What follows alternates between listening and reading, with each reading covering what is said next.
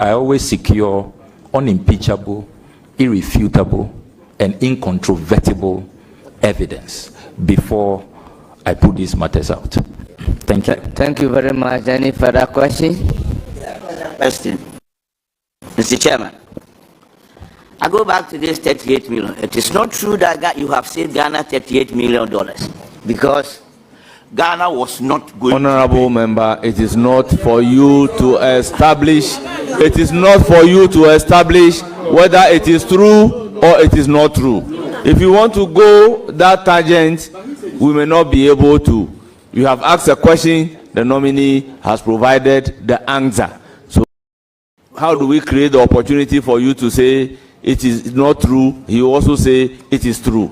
So please take his answer, whether true or not. So proceed to answer, to ask another question. Before due respect, in that particular transaction, Ghana government was not going to pay any money. That is the point I am making. So if Ghana government is not going to pay any money, how do you save Ghana government that money? That is the point I'm making. Is that your question? That is the point I was just trying to clarify. You are not here to make a point. You can put that to him as a question, and then you can elicit the answer. Okay. Mr. Nominee, would you agree with me that was the investigation that you did, and you said the briefing that you had from the officers at the ministry, you came to the conclusion that you did save Ghana the 38 million, and that Ghana was going to pay the 38 million? And if that was the case, can you please tell the committee how that payment was going to happen or come about? Thank you. Thank you very much. Your response, please. Well, thank you very much, Honorable Chairman. I thought that the former Honorable Deputy Minister will confirm that they have backed out of that agreement since my expose. I think that's the more fundamental point, that if you felt that nothing untoward had happened, that everything was kosher, that it was a good deal, why did you run away from it when I did the expose? So please, you are not entitled to ask him questions. So provide answers. Yes, Chairman, to the question. I appreciate the guidance.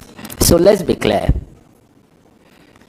The $38 million is what Access, the company, stood to benefit from that agreement, based on the percentage that will go to that company. If the current arrangement is maintained, where the embassies are allowed to carry out their visa processing, that money comes to Ghana, which is the current arrangement. That is why the head of missions were not happy about this arrangement, because Ghana was going to lose money. You were taking money out of the missions, out of IGF, for a private entity. That was the nature of the transaction. That is why I conclude, based on the conservative analysis we did, that we have saved Ghana $38 million. And I can make the agreement available, Mr. Chairman, if the committee would want to see it. Thank you very much. Any further questions, or you are done? There are further questions. I don't want to go there again, because I was highly involved in this particular matter that he's spoken about. Mr. Chairman, I will want to ask the nominee, honorable nominee, in the international multilateral arena. It is changing rapidly. Big alliances are reshaping in a very dynamic ways. How do you plan to champion a strong African representation in the international systems? Well, thank you very much for this well-informed question. And I wish I had 1 hour to answer this, but I certainly don't. You are right. Did you say you need 1 hour to answer the question? I said I certainly don't have that. So please. So, Mr. Chairman, first of all, the changing global dynamics have to be appreciated. We are clearly now in a multipolar world. We've moved from unipolar to bipolar, now we are in multipolar.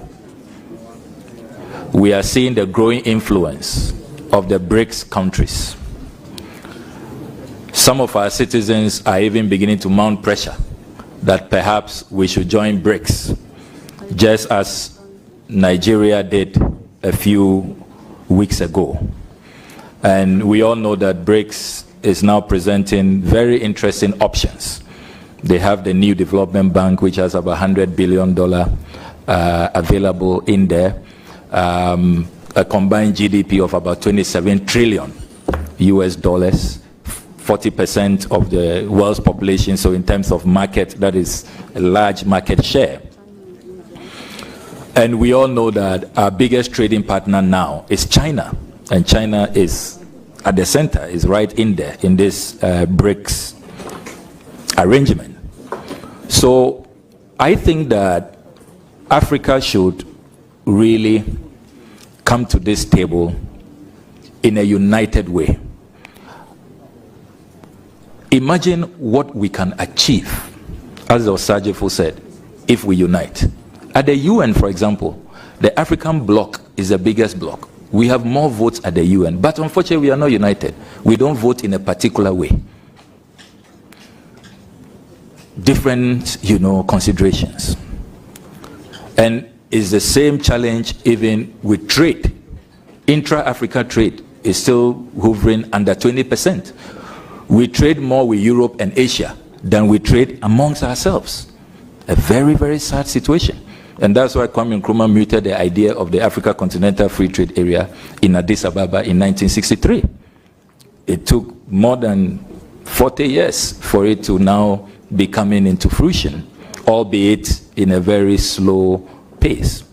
So my response to you will be that let us unite. And I'm glad that President Mahama has so much goodwill. Look at the number of heads of states who attended his inauguration, and already he has so many invitations. He's just returned from Tanzania, Kenya, and everybody wants to, host him and have a discussion with him. And I think that he has that potential of not only becoming the focal point, a potential AU chairman, to really galvanize Africa and get the African nations to unite, so that together we can have a common position on what the African interests should be. So that would be my approach, going back to the Nkrumah template of Africa must unite. Let's present a common force. And with that, we are talking about a market of about 1.5 billion. If we unite, we will be such a force that nobody can dare mess with us. But the challenge has been disunity. And that is really my philosophical outlook on these matters. Follow up, Mr. Chairman. Yes. You just You are mentioned the entitled to- African Continental Free Trade. Yes, Mr. Nominee. Until the NPP government was able to secure the use of Ghana as the base for the AFTA Secretariat, Ghana has been an active member of many multilateral platforms, but hasn't really attracted any significant secretariat comparable to the AU in Addis Ababa, or the UN office in Nairobi, or ECOWAS in Abuja. This is important because the borders are attracting jobs into their countries, or these countries are attracting jobs and opportunities into their countries. As Foreign Minister, how do you plan to leverage this position, Ghana being the Secretariat of AFTA, to attract something tangible into the country? I mean, certainly I have gone on record in this House to commend your government for securing the Africa Continental Free Trade Area Secretariat. And I added, if you recall in that presentation, that it is a testimony of what we can achieve when we unite. I recall that former President Akufo-Addo reached out to former President Mahama, former President Rawlings, God bless his soul, former President Kufuor, and all of us across the divide, and said, look, let's form a joint campaign team and campaign for this secretariat. And that is why we were such a formidable force and we secured it. So I'm a bit disappointed that you have tried to partisan it and you have discounted the contributions that all of these former heads of states, particularly from my side of the political divide, did. And don't forget that the reason why it was also easy for Ghana to win the secretariat is because of Ghana's consistency.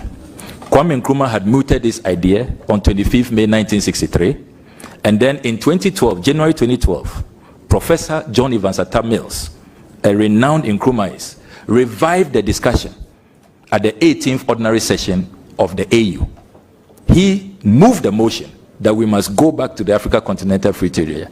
And that is why heads of state said that, look, Ghana's consistency on this matter, you are deserving to host the secretariat. So I think that it's a collective effort, CPP, NDC, MPP, all of us, and it shouldn't be partisan. But having said that, the thrust of your question is how we can leverage this.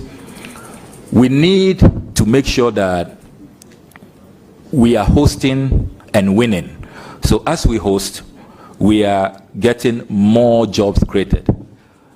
Often there are concerns when these secretariats begin to recruit that it doesn't really favor locals and that they bring in a lot of outsiders. And these outsiders often get the top jobs. And then, you know, we are left with jobs that are not that rewarding. I intend to engage with the dynamic Secretary General, Wankele Meni, and I think that we should look at a plan on how we can really leverage on hosting, because we are spending so much money hosting. Some of the staff have also expressed concern about their working conditions and all of that. And I think that these are matters we can discuss in confidence and see how we boost employment opportunities for our people. Because I overrule your first question, you have your last questions to ask. Thank you, Mr. Chairman. Honorable Ablakwa, I do wish you well. And I know you will succeed. My last question. The African Union seems to have a credibility problem among young Africans, in that it is perceived as weak and toothless on the international stage. For example, in matters regarding the overstay of certain African leaders in power,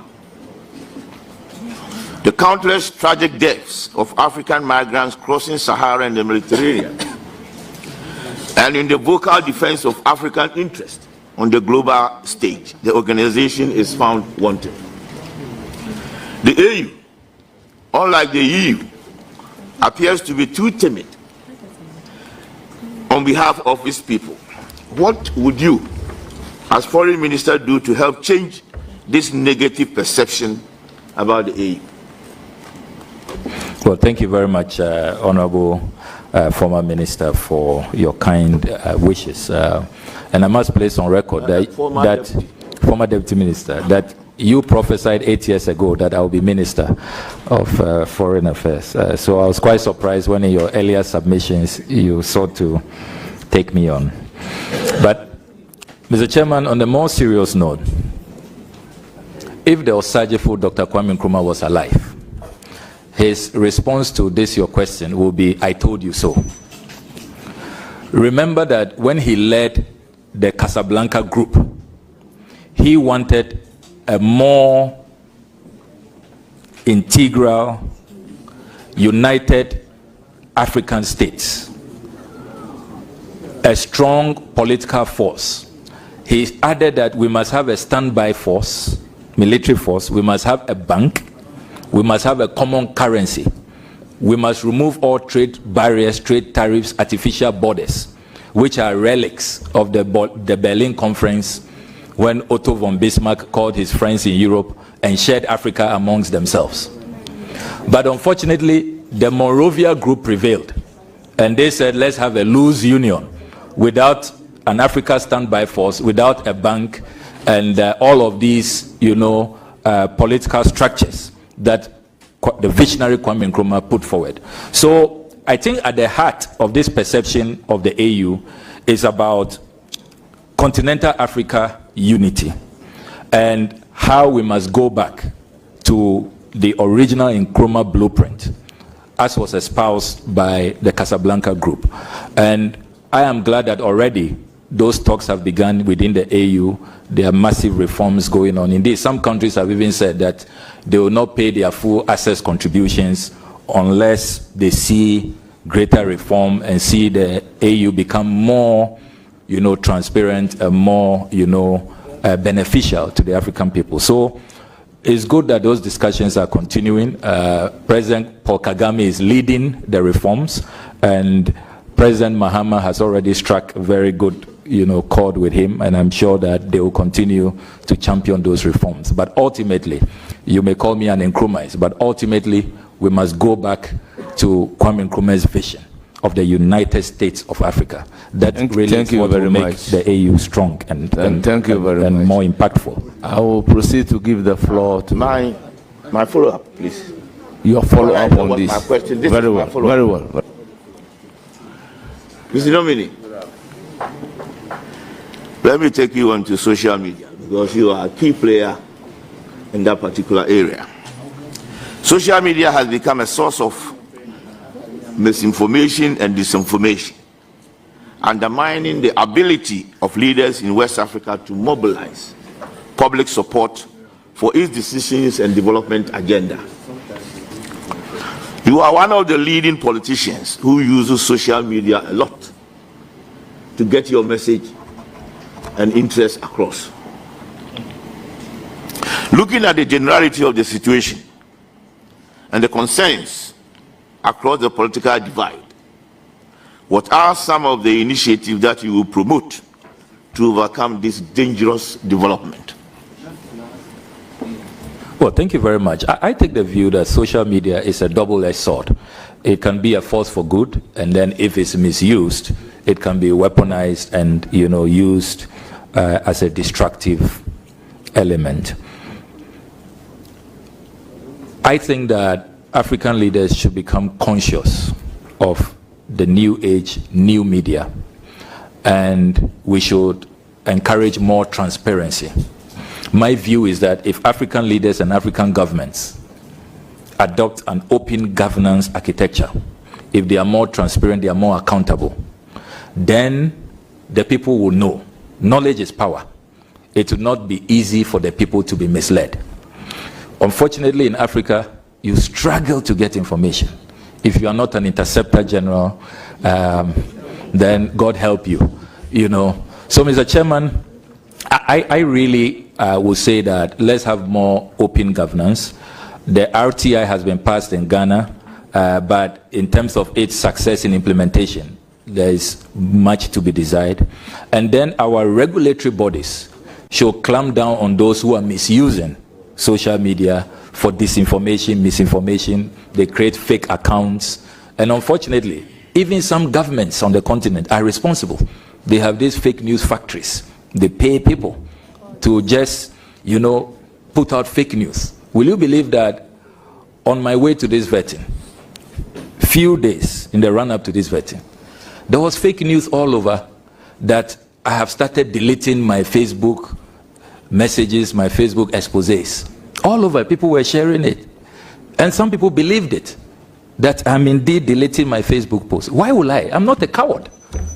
I'm not one I stand by my convictions. I'm a conviction politician. So, fake news is a real problem. But I think that as for social media, it's come to stay. Let's encourage more open governance, more transparency, and we should be fine with social media. Thank you very much. I'll give the floor to Haji Aladi Ayamba, Honorable. Thank you, Mr. Chairman. Mr. Chairman, let me take this opportunity to congratulate Honorable Ablakwa. You've worked hard, right from when I was Deputy National Women Organizer, Europa came, you worked hand in hand with Fifi Kwete and all others. You have never rested on your OS. Thanks to the Almighty Allah, we came to Parliament at the same time, and you have always soared high. I like the energy. and the way you have always been able to work. And I would say, indeed, His Excellency John Dramani Mahama has done exactly what is expected to him, because he has rewarded hard work for not only the party, but Ghana as a whole, and for all of us. Now, my question is, there is an acronym that has now become an international song. When even people say it, others will begin running. Someone wanted to say helter skelter and said skelter skelter. So, and the acronym is ORAL. Operation Recover or Loot. I know you wouldn't belong to any team that will be doing anything adverse. So far, my observations and what I've seen, it has been good. Because I've listened, I have watched. Now, sooner than later, ORAL as a team needs to have a way forward. What is ORAL going to do so that all the things that you have done, the time, and now that you are not even being paid, you are just doing a yeoman's job, it wouldn't go waste. We would actually benefit from it. And then, can you tell us also, apart from the way forward, can you tell us also, this particular activity that you have undertaken, how much have you saved Ghanaians from these corrupt activities that has bedeviled the country and taken so much from Ghanaian taxpayers? Thank you. Honorable member, proceed to ask the question. But because we don't have any evidence of evaluation of how much ORAL has been able to save, proceed to answer the question minus that. Thank you very much. Well, thank you very much, Honorable Chairman. And let me commend my big sister for her question and thank her for her kind words. She's been one of our mothers. We all go to her for advice, and she's always generous with her counseling and guidance. Mr. Chairman, as I said in my introduction, one of the jobs that I am so proud of, and I'll remain ever so proud of, is this sacrificial job to chair ORAL, Operation Recover or Loot, which is a major plank in President Mahama's anti-corruption drive. The establishment of ORAL is such a master stroke, and President Mahama ought to be commended. I can reveal to you today that since ORAL was established, just by the establishment of the team and we receiving information from the general public, we have saved this country 20 bungalows which were going to be demolished. 20. And I can provide the list. Bungalows that were being occupied by staff of Research Department of the Foreign Affairs, the Ministry of Gender, the CSIR. Bulldozers had moved in, but because they called the ORAL Secretariat, and we then called National Security to take action, they were able to protect these bungalows. I have not added the Du Bois Center, the NDA lands, which were about to be captured.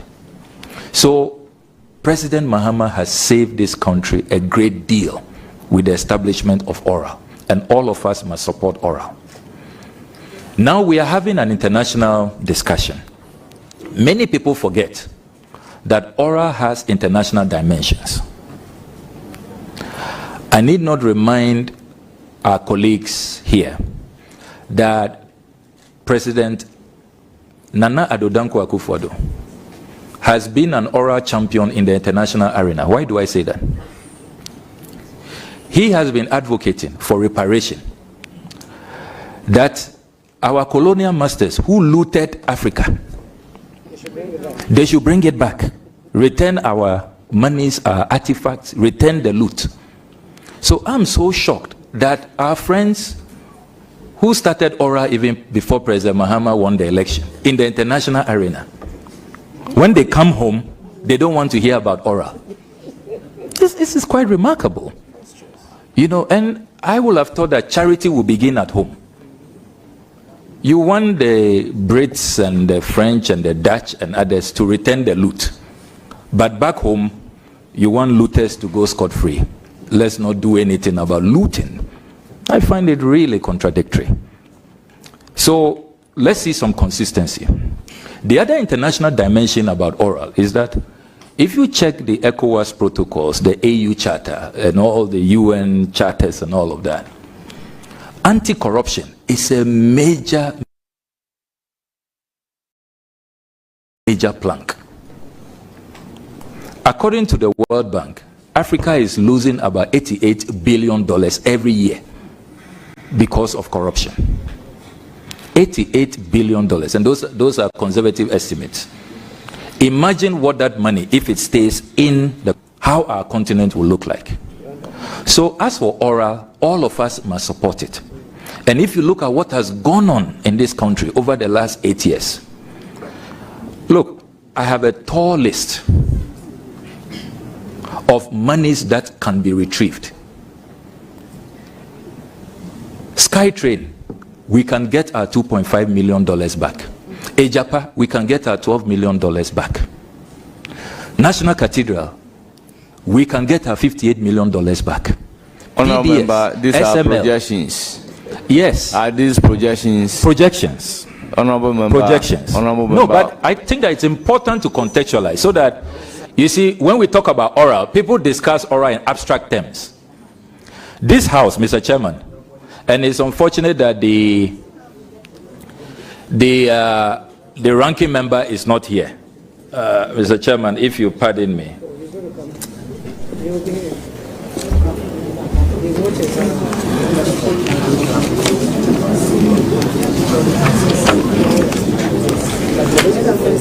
Question is not. Honorable member, is there a document that you want to refer to?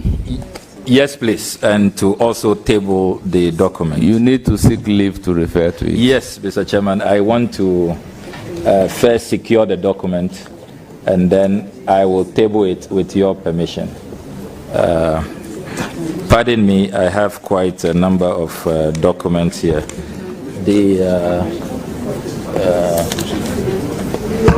Please, just conclude your answer on this, then we can make progress. Honorable member. Yeah, Mr. Chairman. We have a very tall list today. Yeah. Details of what? Yeah, Mr. Chairman, I have found it. It is a report of this House. Your report, Mr. Chairman, with all due respect.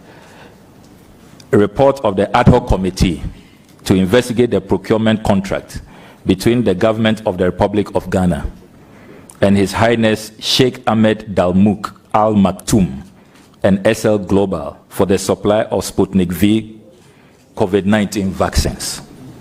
Mr. Chairman, this document, submitted to Mr. Speaker, adopted by this House, August 2021, signed by the Honorable Alexander K. Afenyo-Markin, Chairman of the Ad Hoc Committee. This was their conclusion. Paragraph 12.4. Quote, with your permission, Mr. Chairman. The committee urges the Minister for Finance to take steps to recover the money due to the Republic in respect of the amount of $2,850,000 United States dollars, so $2.85 million, equivalent at the time to 16,331,640 Ghana cedis, being the cost of the Sputnik V vaccines that were procured wrongly. Adopted by this House. So Afenyo-Makin, the Honorable Afenyo-Makin, signed this I report. was part of that committee. Yes, thank you very much, Honorable Yafo. Yes, I'd even forgotten that. So, even as a house, we have been doing oral with the support of Honorable Afenyo-Makin, signing documents, also concerned about monies that have been looted that we cannot find. So why will you fight President Mahama when you have some of these reports that you yourselves have signed, urging retrieval from a finance minister? So, as for oral, it has come to stay. The second part of a question about the future of oral. Let me place on record that our job at this point is just to collect the information. Member, just limit yourself to the scope of the question. Yes, yes. She asked about the future of oral. It's important. And many Ghanaians have been asking since my appointment. Many Ghanaians have been asking. The way forward for oral. The way forward for oral is that all the information that have come from patriotic Ghanaians, we will be handing over our report soon, in the next few days, to His Excellency the President, the appointor. And then he will decide with his Attorney General on the second phase of oral, which is the execution phase, the retrieval phase. Thank you very much. So that is the future of oral. Thank you very much.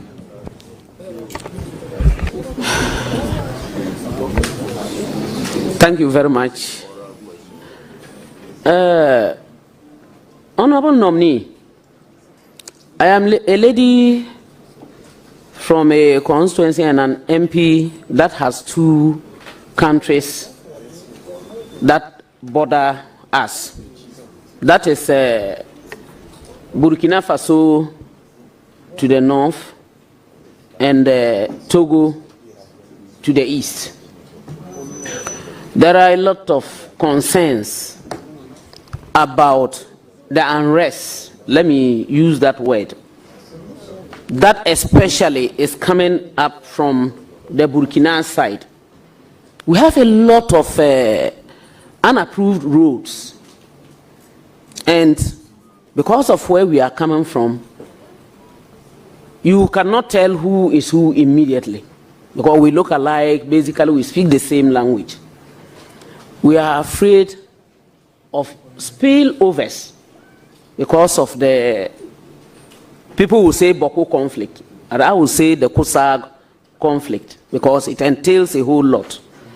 Will you take it on yourself as a minister, if approved, to make sure that you work hand in hand with the two countries, although Burkina Faso has opted out from ECOWAS, but we are well aware that there is some leverage that we should work hand in hand with them. Will you work with them to ensure that we bring an end to these issues? Because those who are there and causing these problems, which can readily escalate, are also human beings and need to be listened to. Will you do that? Thank you. I can assure you, Honorable Hajia Ladi, that that will be pursued. It is a priority of President Mahama. That's why he's appointed a special envoy to the Sahel in the person of Lieutenant Colonel Beflo Latte. And you are close to the challenge, and I'm glad about how eloquently you speak about it. I mean, those who think we should leave them to be on their own, no. I mean, when the violence escalates, we will be the immediate harboring point for refugees, for even some of these, extremists who will come in with weapons. There are small arms and sophisticated weapons that will, be brought into our jurisdiction. And don't forget, we are already having challenges in Boku. So it presents such a toxic mix. And so if we do not help to quench the fires in these neighboring countries, we are at real risk, and there will be no stability. And what we have going for us is our stability. Without peace and stability, nothing else can be achieved. It is so fundamental. And so you have our fullest assurances that my marching orders from President Mahama is to support the special envoy to make sure that we are able to pursue peace and get our three neighboring countries, Burkina Faso, Mali, and Niger, back into the ECOWAS fold, and we'll remain committed to that. Thank you. Any further questions? Thank you, Chairman. I don't have any further questions. I just wish you all the best, and I do my heart off for you. Thank you, and take care. Thank you. Thank you very much. I will recognize Alasan Uma. Thank you, Chairman, for the opportunity. Minister nominee, congratulations, my brother and comrade. I haven't listened to you on your answers regarding the oral. I know how I could tell the selflessness and patriotic ideals and your initial left-centered ideology. So I want to find out how, now that you are a foreign minister or as a foreign minister, how do you intend to marry the two? Because on the resume, you are the chairperson or chairman of Oral. And you are also becoming, God's willing, the next foreign minister. How do you intend to marry the two? Thank you. Well, thank you very much. A very brilliant Thank you question. very much, but let me place on record that you are not yet a foreign minister unless you are giving the nod. Thank you. Proceed to answer the question. Well, thank you very much, Mr. Chairman. A very brilliant question. And as I indicated earlier, Oral's mandate will continue even from this first phase of information gathering into the second phase of actual retrievals, recoveries, prosecutions, when the Attorney General decides that there is basis for that.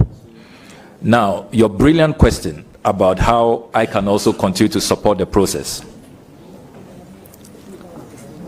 Within the international arena, we have mechanisms of recovering loot which have been shipped to various, havens and destinations. If you take, for example, what happened to the Abacha loot in Nigeria, they needed international collaboration, and the World Bank was very supportive to help Nigeria recover hundreds of millions of dollars of the Abacha loot, particularly from Switzerland and other destinations. So I see my role as a role that will help. I'm not going to say that Oral is behind me. No, even though the next phase, the Attorney General will be leading the effort. But when he calls on me to bring in the international dimension, facilitate how to work with international organizations to retrieve loot in other jurisdictions, certainly I'll be more than happy, relying on the Nigerian model, how they use their international partners to retrieve the Abacha loot. I think that we can also use that to retrieve loot that is hiding in all manner of places for the development of our people. Our people need that money for roads, for schools, for hospitals, for good water, and we have to help them retrieve their money. Thank you. Any further question? Please go ahead. Thank you, Chairman. I'm satisfied with the answer. My second question is, and this is due to, I don't know how to call it, is it brain drain? Our youth and Ghanaian domestic workers who ran to the Gulf have been abused severally. We see pictures, we see photographs or videos. Want to find out Do you have any plan, or what do you intend to do to stop this kind of abuses? Well, thank you very much. As I indicated earlier, this is one of the priority areas His Excellency President Mahama has asked me to pursue, how to make sure that we use our foreign policy to create jobs, but in creating jobs, we make sure that we have bilateral agreements and ensure that these jobs are safe, properly done. So it's not just some agencies who are exploiting, vulnerable Ghanaians because they want jobs. So be rest assured, we are not only going to be verbally condemning what has happened, but we are going to take concrete steps with a new economic diplomacy outlook that seeks to create jobs for our young people in other jurisdictions. Sign proper contracts, bring all of these people within a regulated space, and make sure that our young people benefit. That is the surest way of ending all of this exploitation and the violation of the human rights of our people. Chairman, I wish you well. Thank you. Thank you. I give the floor to Honorable Vincent Asafwa. Thank you very much, Mr. Chairman. Let me use this opportunity to congratulate the nominee on his appointment as the Minister for Foreign Affairs. My question to you, Honorable Nominee, is that, and I will try to give a certain background. On the 4th of September, 2021, you granted an interview on Newsfile, Joy FM. You stated that traveling on a private jet jeopardizes the president's security, and that we need a presidential travel policy to regulate how president of our republic travels. Now, just a few days after the president of the republic was sworn in, specifically on the 17th of January 2025, His Excellency the President, President Mahama, used a private jet to travel to Gambia. He also used the same private jet to Senegal. Now my question to you is, will you condemn this action of the president, as you have done in previous times when presidents use private jets? And if given the nod to become the Minister for Foreign Affairs, when should we expect the presidential travel policy that you proposed to the people of Ghana? Thank you very much. The first question is, will you condemn, then when you come to office, the travel policy? Well, thank you very much. It is important for us to put this matter in the proper context, and let us not compare, apples and, if you like, pepper, because you just can't compare them. My campaign against the non-use of the presidential jet, which this parliament approved $37 million at the time for the purchase in 2008 under the President Kufuor regime, was largely about protecting the public purse, a cost-saving concern is what I had. That why do we have a functioning presidential jet in pristine condition, and we will be spending 20,000 euros an hour renting luxury jets? That is the matter I raised, and I have the Hansard here, the Hansard of 16 June 2021. I filed an urgent question, and Mr. Chairman, if you come to column 012 with your permission, I'm not going to read. I'm just summarizing. I know that time is of the essence. You see here from column 012, the Minister for Defense at the time, the Honorable Nitiwo, coming up with all kinds of excuses that you couldn't even shower in our presidential jet and all of that, which we found bizarre.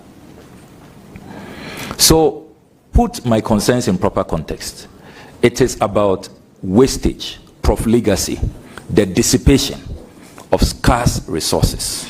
That's the fundamental concern. Now, in the case of President Mahama, President Mahama is using his brother's private jet without paying for it. We are not being charged 20,000 euros an hour by the celebrated entrepreneur and business mogul Ibrahim Mahama. What the presidency has explained is that in the initial days of the presidency, they asked the Ghana Air Force to present a report, conduct an assessment and present a report on whether the presidential jet was fit for purpose. The Ghana Air Force had delayed in their submission, and in the interim, his brother stepped in. We didn't pay for it. There was no financial loss to the state. I can confirm to you that since the Ghana Air Force presented its report, I remember that on the floor of this house, the former Minister for Defense told us that he can confirm that the jet is in great condition. And I found that very revealing, because when I was on this campaign in 2021, he was telling us the jet wasn't fit for purpose. But suddenly, under a different president, it's such a great jet which can be used. So we are glad that there's been a U-turn. The Honorable Nitiwo has confirmed that the jet is in good use. And I can confirm that President Mahama has since resumed the use of the Falcon 900 EXE, Ghana's presidential jet. Now, on the second aspect of your question about the travel policy, this is a matter that I feel strongly about. And if given the opportunity to sit at cabinet, I will propose that Ghana formulates a presidential travel policy. If you take the United States, for example, when the president uses Air Force One for campaigns, for private use, he is made to reimburse the American taxpayer. So every campaign, they have an independent committee that monitors. If you use the presidential jet for private business, private fundraising, for campaigns, you pay back the fuel, the cost of using it, and all of that. So, and then they also have clear guidelines on who can use those jets and how it should be maintained and all of that. We don't have that. So it is important to pursue that policy. And I can assure you that I remain committed to it, and I think that it is time for Ghana to have a presidential travel policy.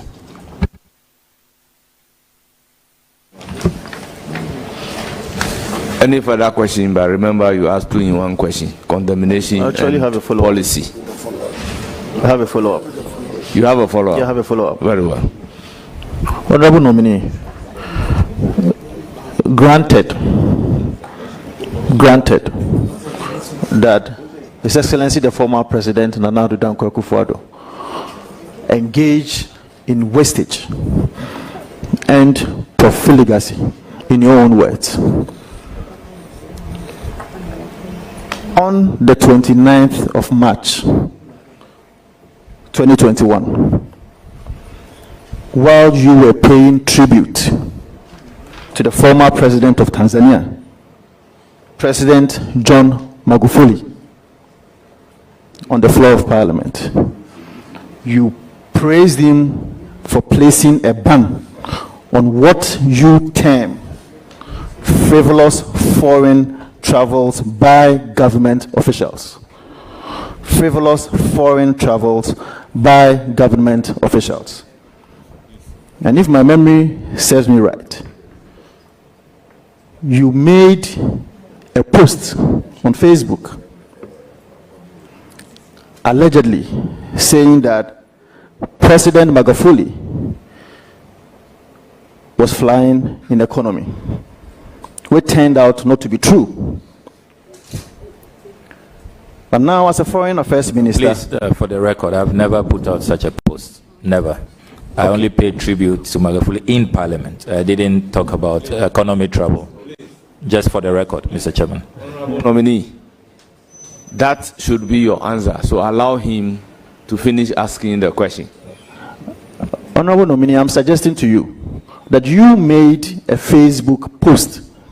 And in that Facebook post, you indicated that President Magufuli has been flying in economy, and for that matter, other African countries should also learn from him. Now, as a foreign affairs minister, obviously you will be engaged in a number of travels, specifically outside the country. And I am informed that foreign affairs ministers travel on either first class or business class. Now, if you were to make a round trip to New York in the United States of America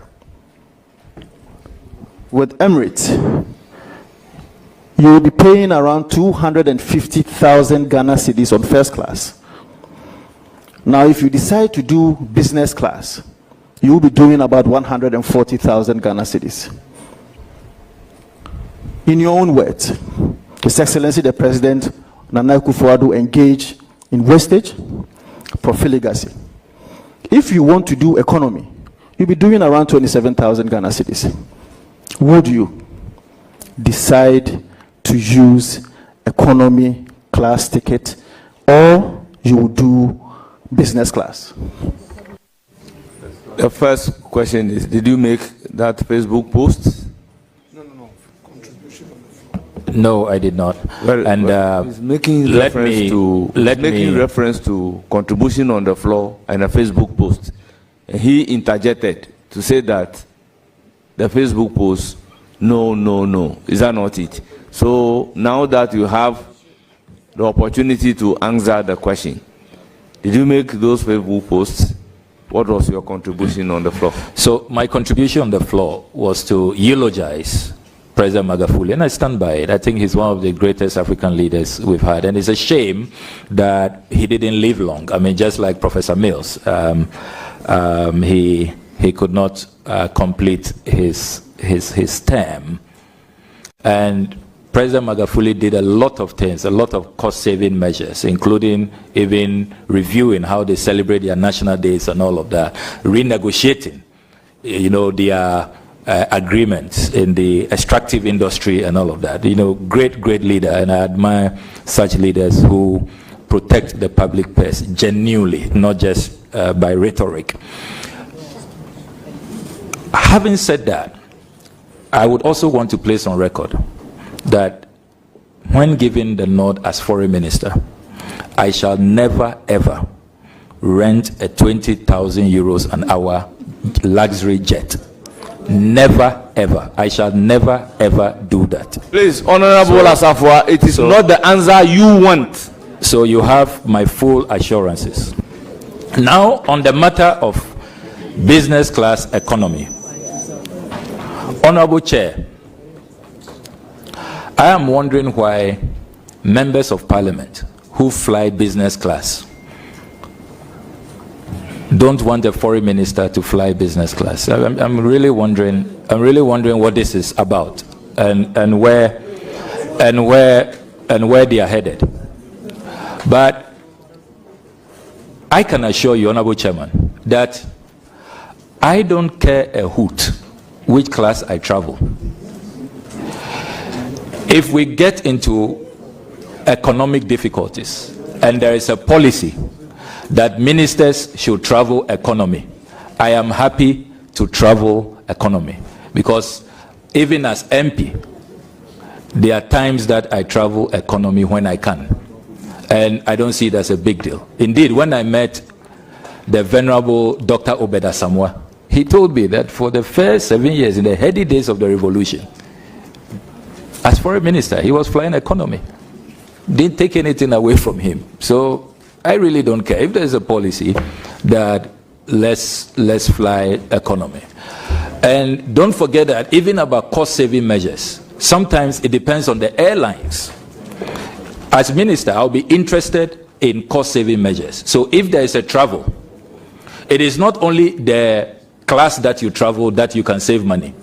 Even the airlines, can KLM take you there cheaper? Can Africa World or Delta or Kenya Airways or Ethiopian Airlines take you there cheaper? Give me the options and let's look at what is in the national interest. Then size of delegation. I can assure you that what we saw in the recent past, where more than 300 people can claim to be going for a COP27, President Mahama would not tolerate that. So even size of delegation, you cannot decide to fly economy. But if you pack 1,000 people, 1,000 officials that you are flying economy, you haven't saved the country anything. You know, so we should be more nuanced about these discussions. It's not as simplistic as is being presented. I recognize the minority leader on a follow-up question. No, it's okay. Very well, he said it's okay. So, Honorable Safwa, your second question. I would have wished that I would have another follow-up question, but it's fine. Let me ask my second question. Honorable nominee, you should be very familiar with the struggles of members of parliament, especially since the inception of the Fourth Republic. The struggles that they go through with many aspects of their work and life, especially with transportation. You and I are not Accra boys. We all came from our various regions and came to Accra. And so obviously, when you are elected as a member of parliament and you get to Accra, there are issues of transportation for members of parliament. Now, in the 8th Parliament, in spite of these glaring difficulties that are faced by members of Parliament. Honourable Member, your question, please. Honourable Chairman, with the greatest of respect, just 30 seconds to lay a background. It's not offensive, respectfully. I'm doing so. You call this a 30 on behalf seconds? of the people of Ghana, so I beg you, respectfully. In spite of all these difficulties that colleagues go through, you vehemently oppose the grant of car loans to members of parliament. Now I have in my hand a report by the City Newsroom dated the 10th of July 2021. And that publication, the headline that I have in my hand says that government must stop facilitating MPs' car loans. Government must stop facilitating MPs' car loans. Now, did you, as a member of parliament at the time, receive a car loan? And if yes, did you purchase a vehicle with that money? So, Honorable Asafwa, I want to get a question clear. The City News, how is it attributed to the nominee before us? Because the author definitely is City News. Respectfully, Honorable nominee, Honorable Chairman, I made mention of the fact that the Honorable nominee made a statement which was captured by City News, attributed to the Honorable nominee, which is the Honorable Ablakwa. So it is a statement that is attributed to him to have said that government must stop facilitating car loans for members of parliament. Honorable Asafwa, the difficulty that I have is that City News attributed something to Honorable Ablakwa. Now, you are assuming I said he granted that an interview. Once the City News have done that, he is the author of this document. So you need to first of all allow him to find out from him whether he is responsible for making that particular statement. And you proceed to ask your question. Very much so. So my first question to you, Honorable Nominee, did you make that comment in an interview that you granted to City News? And if yes, did you receive the car loan? And did you also use that money, if indeed you received it, to purchase a car? Well, thank you very much for that question. I'm very happy that you bring this up. And I have always maintained that we need to review the car loans arrangement for members of parliament. I am not saying that members of parliament should not be entitled to cars provided for by the state. But the model, how it is done, government going for a loan for MPs, which is then deducted from their salaries. Our colleagues in the executive, our colleagues in the judiciary, there's a car pool where you have access to those cars. And then when you are done with your term or you are being moved to another place, it is left behind for the next person. So I was advocating for a different model, because this model, this approach, did not sit well with a vast majority of Ghanaians. And that is a position that I still maintain. Why do we have different regimes? Those who serve in the executive, those who serve in the judiciary, they have a different regime. Nobody is going for a loan. Walking, he will be able to walk from. There's a car pool where you can access vehicles for use. And then those in the legislature have a different arrangement. That is what I was opposed to. Now, the second leg of your question. Yes, I received the funds, but I didn't use it for a Land Cruiser. I used it to buy a combined harvester for the rice farmers in my constituency, and the records are there. So you can check that for yourself. Well, I have a follow-up question. Any further question? I have a follow-up question. Go ahead. You were advocating against the model of granting car loans to members of parliament, in your own words.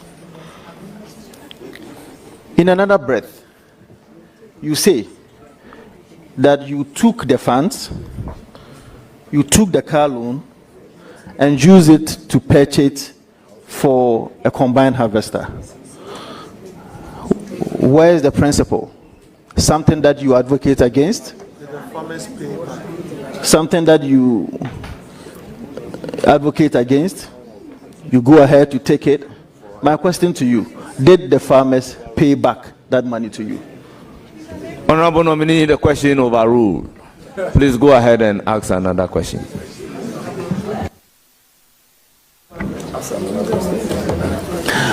My last question to you, Honorable Nominee.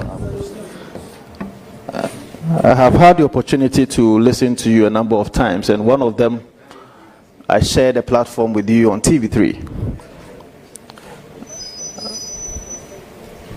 In that interview, you had an opportunity to make a presentation to the people of Ghana, about 30-40 minutes presentation, where you indicated that there is a supposedly $84 billion.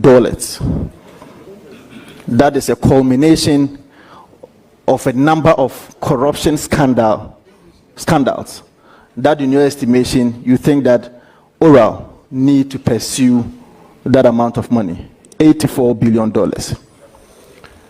Inclusive of that allegation is a drip component that you mentioned. I was a deputy minister for local government, and there was a contract between DACF and JA Plant Pool. Now, as part of the 84 billion, you included in that 84 billion that there is an aspect of it which is a drip component, that you have included it as part of corruption scandals. Now, the contract amount of that DRIP contract is about $173 million. Now, with that $173 million that you have included in the $84 billion that is supposed to be, as it were, collected, or take that for the people of Ghana, how is that a corruption scandal, or how, in your estimation, how is that termed as corruption in your own definition? Thank you very much. We'll take a short break for just 5 minutes whilst we remain seated.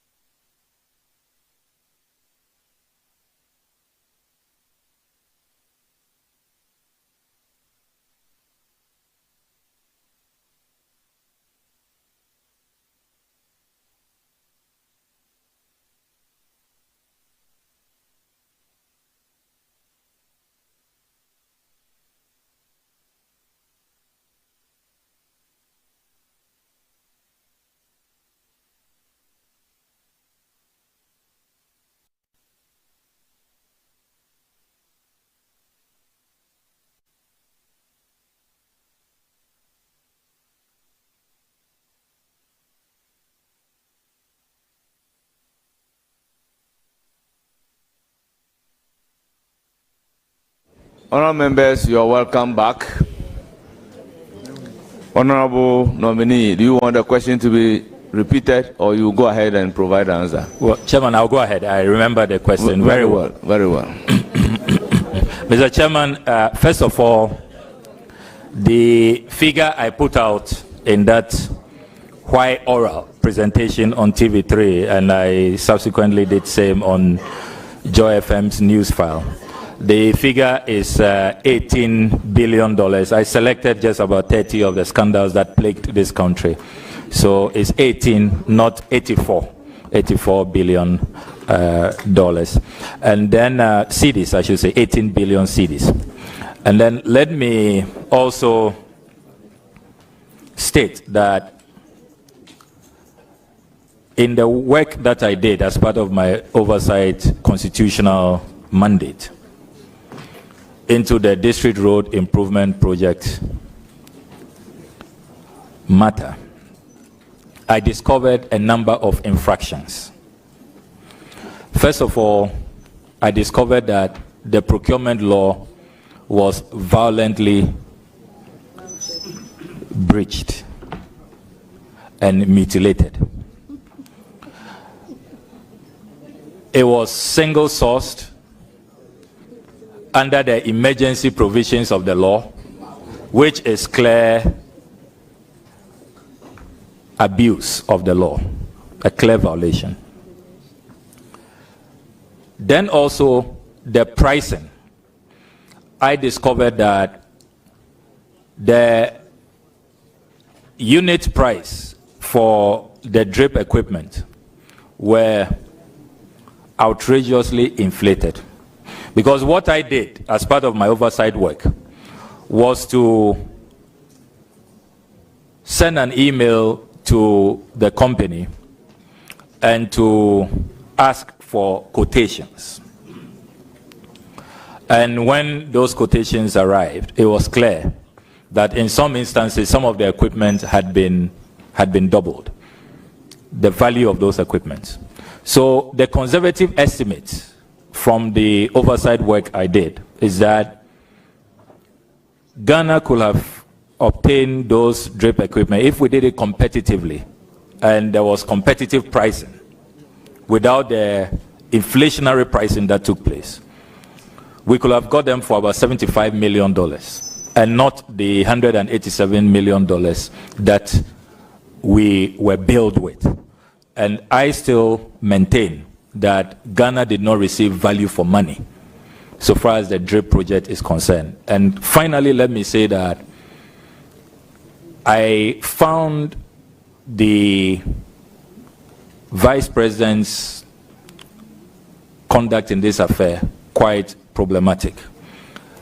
In opposition, he was vehemently opposed to single sourcing, and he did put out consistently posts that single sourcing. You said the Vice President. Yes, the former Vice President. Former. Thank you, Mr. Chairman. Former Vice President Dr. Mahmoud Baumia, who says that he is the drip champion. He says this whole drip thing is his idea. That's what he told the country. And he indeed asked all those who were trying to take credit, including members of parliament, to back off, that it is his idea.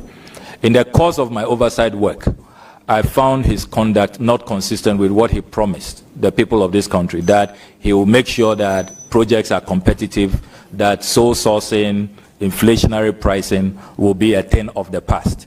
It is regrettable, to say the least, that he was not consistent. And when he had the opportunity with this, his flagship DRIP initiative, he departed from what he assured the nation he will do as Vice President. So those are the concerns that I have about DRIP, and I am hoping that Ghana will be able to retrieve some money. Fortunately, only 25% has been paid. Not all the liabilities have been met.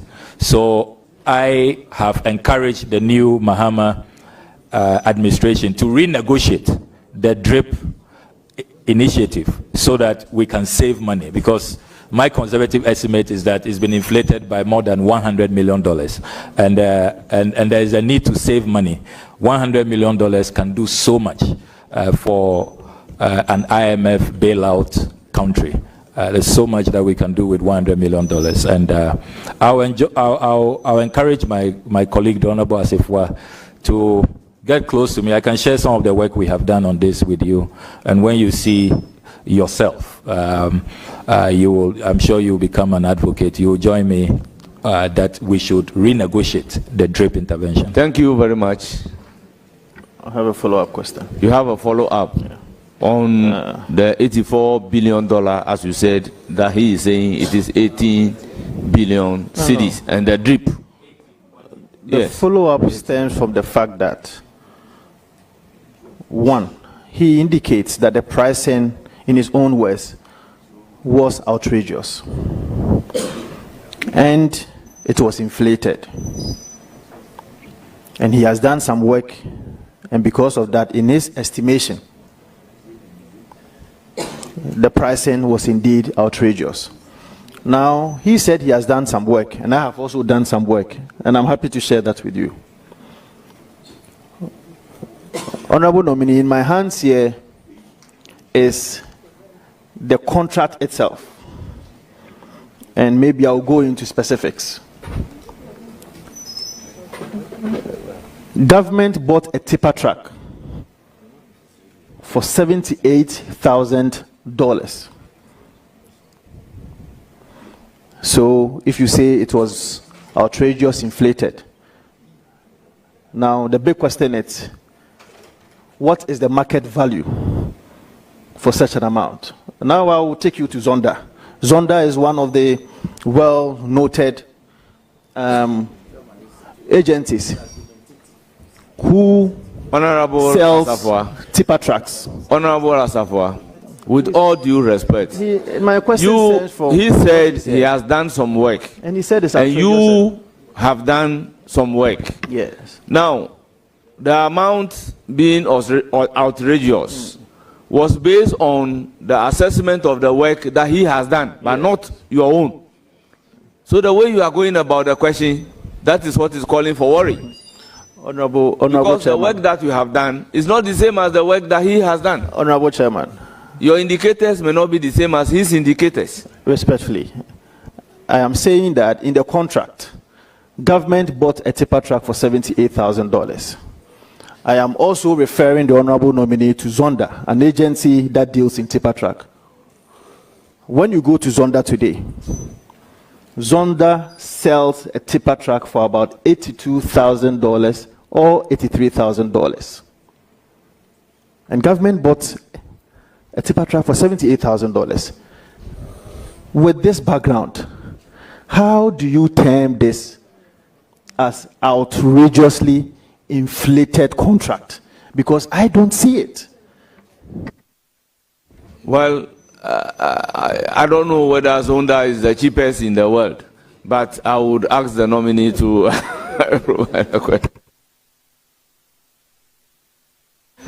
Well, thank you very much, Mr. Chairman. Mr. Chairman, clearly my good friend, the Honorable Asifwa, has to do more work.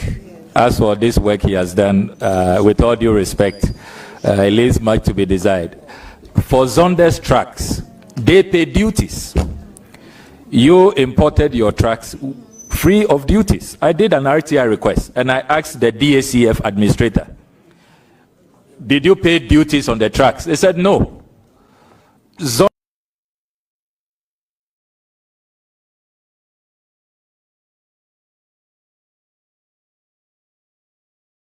is importing their trucks, paying duties. So of course, you are not.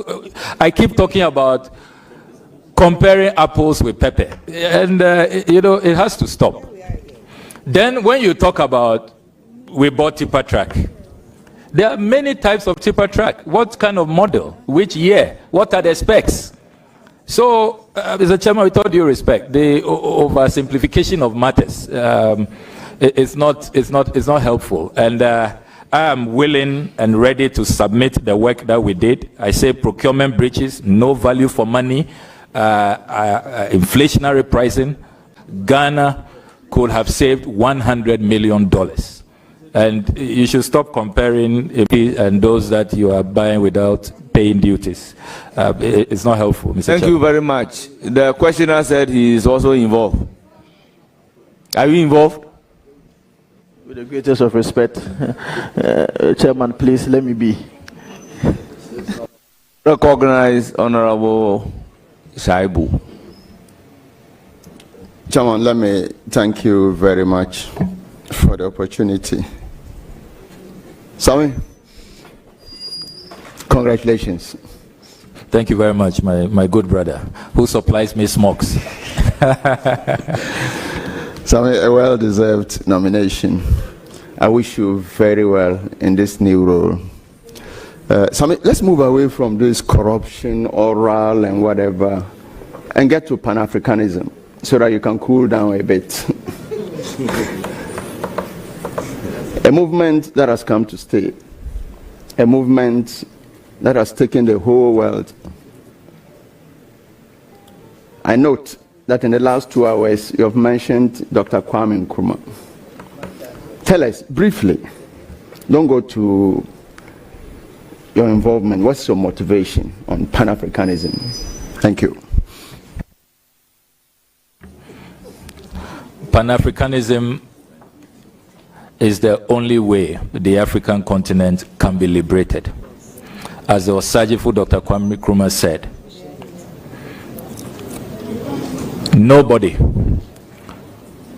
will care about our fortunes and our destinies more than ourselves. The reason why we are the most endowed continent in terms of resources, and yet we are the poorest, is because we have not taken control, the commanding heights of our economy, as President Achampong would say. The Pan-African agenda is for us to take control of our resources, to chart our own path, not to be pawns, not to engage in proxy wars with others. That is the key to our emancipation and our liberation. And I see in President Mahama a leader who believes in Pan-Africanism. And if you look at his priority areas, even the first countries he has visited, as president, he's yet to go to Europe or Asia or anywhere. It should tell you immediately, you know, where his priorities are and how he remains committed to the Pan-African agenda. And to conclude practically, I think that we should take a second look at our negotiation skills and abilities as a people. And it's one area that I'll be seeking the assistance of experts to beef up capacity at the foreign ministry. You look at a lot of agreements that we get into, and it's clear that we could have gotten a better deal if we had really put Pan-Africanism at the center, looked at the continent's interests, and subjected all other secondary interests, you know, out of the window. We can then get better. And I don't want to go into specifics because of how sensitive these matters are, but really at the core of our retarded development is the fact that we have not really imbibed, you know, the philosophy of Pan-Africanism as the likes of Du Bois, Kwame Nkrumah, Padmore, and others espouse. And I think that the time has come for us to really trace our roots, you know, to genuine Pan-Africanism. Thank you very much. Any further question? Then I proceed to give the floor to Honorable Jerry Shaid.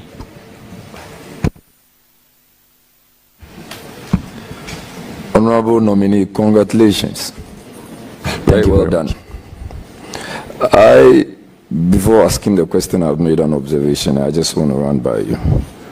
First of all, I've watched you over the period, and I think you have grown very well. And I also think that people have watched you, and you've done very well for yourself.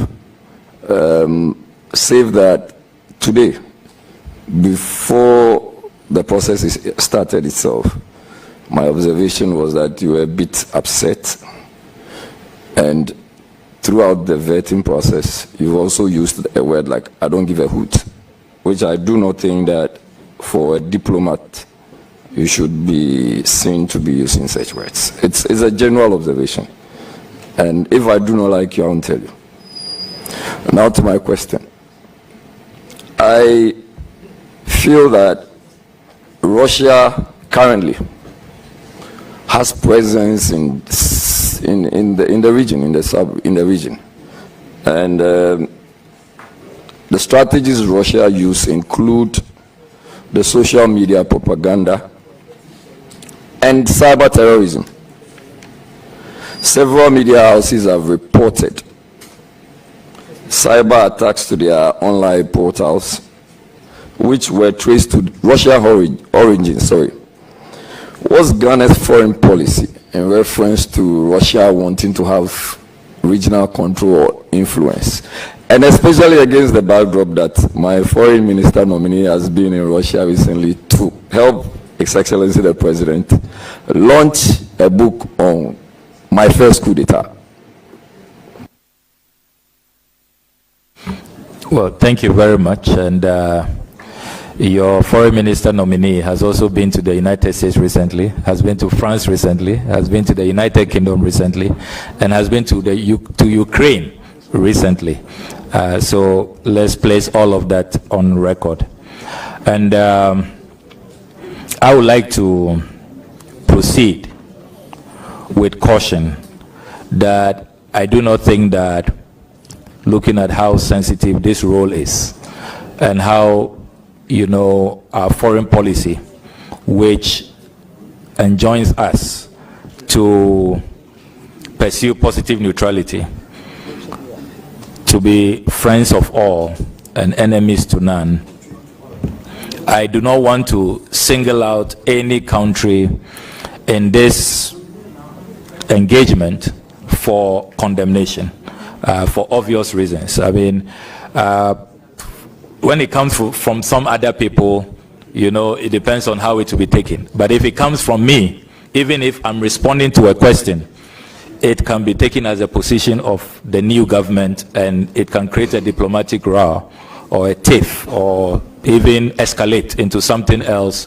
which we do not want. So I will plead that, Mr. Chairman, you permit me to stay away from condemning specific countries. If you want me to answer generally, permitted. Yeah, thank you very much. Any further question? That is my foreign minister nominee, and I like the response. My second question, I actually had the opportunity of asking the same question to the transport minister nominee, and it has to do with the third-class treatment Ghanaian passengers face. It's a situation that for me is worrying. We are made to pay high fares, plane fares. We are given third-class planes or aircrafts. We are given terminals that are virtually unused or abandoned. And in fact, we are even served food on planes, which one can easily decline taking those. Is the foreign minister nominee any assurances as to how you are going to ensure that vis-a-vis what the Nigerians use, what the South Africans use, you are going to have Ghanaians use get similar treatment? Thank you. Well, thank you very much, honorable member, for this question, and it's a very important matter. And you will recall, if you go through the Hansard, you will see that this is a matter that I have raised on a number of occasions, and it's a matter we have to address as a country. And it comes back to the earlier point I was making: our negotiation skills, our negotiation abilities. These airline operators are not doing us favors. They are here for business, to make profit. It's a commercial entity, and it has to be a win-win situation. You see other countries demanding high standards. Even the fleet you know, the quality of the service, you know, and we've had situations where you have airline operators even bring in aircrafts that pose security risk, you know, that are not safe for the use of our passengers. So one of the things we are going to do when given the nod is to collaborate effectively with the various sector ministries. What I like about the foreign service is that we are there for all, we serve everybody, we facilitate everybody's priority and everybody's engagement. So the transport ministry, the various ministries that will be responsible for negotiating some of these terms, including the finance ministry, we will facilitate and help in the coordination. And if we are invited to be part of those meetings, we will state clearly that Ghana deserves better, and we are not going to accept this discrimination. Related to that, another matter I'm very passionate about is how our visa applicants are treated. It's a matter I'm going to address strongly and forcefully. I mean, you apply for visa and you are treated as though you are some slave. Even a decent place, a waiting area. I mean, I see sometimes senior citizens, distinguished ladies and gentlemen of our country, and they're just abandoned there, you know, the vagaries of the weather. They don't care if it's raining or if the sun is so scorching, you know, nobody cares. These missions don't seem to care. You know, we will not accept that. And we are going to engage with ambassadors that there ought to be respect for our citizens and for our people.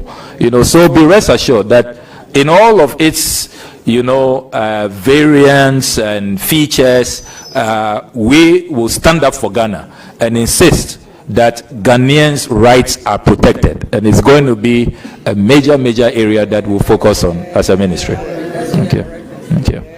Thank you very much. Any further question? Yes, just a follow-up. I was still going to indicate the issue of visa acquisition. And to still ask, I've seen that you have a broader knowledge of what the issues are, but I didn't see you adduce or give any solutions, because you just behaved like me. I know these are the problems, but what are the solutions? One of which is, are we even considering to expand or extend our visa-free countries? Yeah, thank you very much. I have been trying to manage, you know, the chairman's restriction of the time and also providing solution. That is why you may not be hearing a lot more, but I can really espouse, give you greater detail if I will be allowed by the chair. On visa acquisitions, yes, I believe that we should have more visa waiver agreements. I'm an advocate of that, so that we can waive visa restrictions. I am also in full support of permitting Africans to travel to Ghana without requiring visas. And it's one of the final decisions that President Akufo-Addo took. I can commit that after discussions with President Mahama, it's something that's going to continue, because as a Pan-Africanist, he believes in that. We'll just have to make sure that we look at all the security aspects so that it doesn't become a medium for all kinds of, you know, unwanted elements coming into our society to undermine the peace and stability which we enjoy. So the ministry is currently looking at the implementation, how to make sure that it works in the best interest of our people. So be rest assured that visa waiver agreements, you are going to see more of that. The last time we approved that of Colombia, South Africa, and I know there are quite a number in the works. We are going to work on a lot more visa waiver agreements. Thank you very much. Any further question? Your last question. Thank you very much, Honorable Chair. So, Honorable Nominee, I've listened to you quietly throughout your submissions, one of the things I picked was your consistent conversation on unity, and basically narrowing it down to African unity.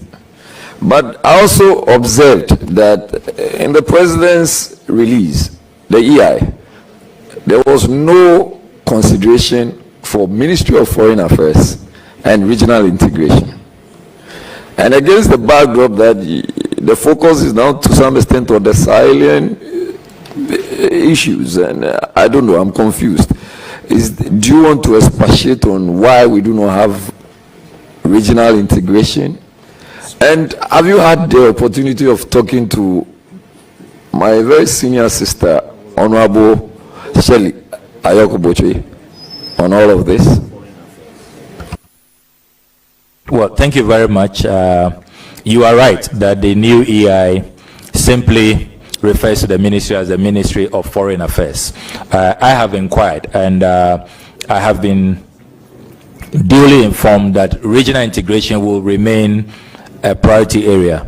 But the thinking is that let's not limit the scope of the ministry. That name suggests as though the ministry has one focus, even though regional integration is important. So we'll still maintain the Regional Integration Bureau. We are still going to be champions of African integration. Everybody knows that that is Ghana's forte. We are the foremost nation since the days of the Osajefo to advocate for an integrated, united union of African states. So that will remain a priority, but it's just a simple nomenclature issue.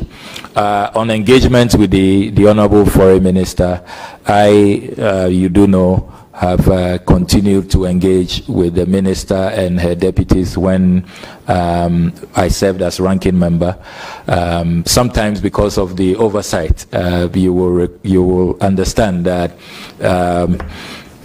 relations may not be as great because of the oversight, and how passionate I have been about protecting the public purse. But it is definitely without malice, and I would put on record that we have great working relations. I have enormous respect for her, and I'm going to support her at the Commonwealth, where she has become the Secretary General. And you do know that our flag bearer at the time, President Mahama, put out a formal statement on our behalf, our collective behalf, celebrating the Honorable Shelley Ayokoboche on her electoral victory as Commonwealth Secretary General. So I have nothing against the former minister, and we'll work together within the Commonwealth. Thank you very much. Follow up. Very well. Yes, I'm excited to know that there is a very good working relationship. I want to find out, flowing from that, if you want to be seen to be pushing for such very enviable positions. The Secretary General, I think I remember Honorable Anatetekura, and Honorable Ibn Chambers, and then now my venerable sister, Honorable Shelley Ayokoboche, and Kofi Annan. I want to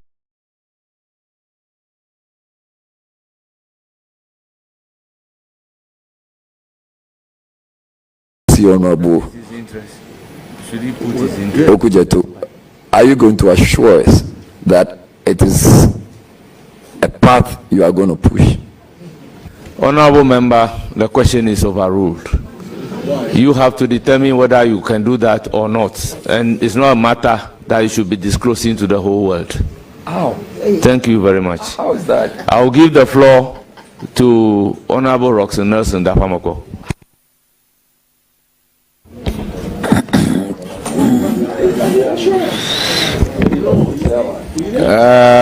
Chairman,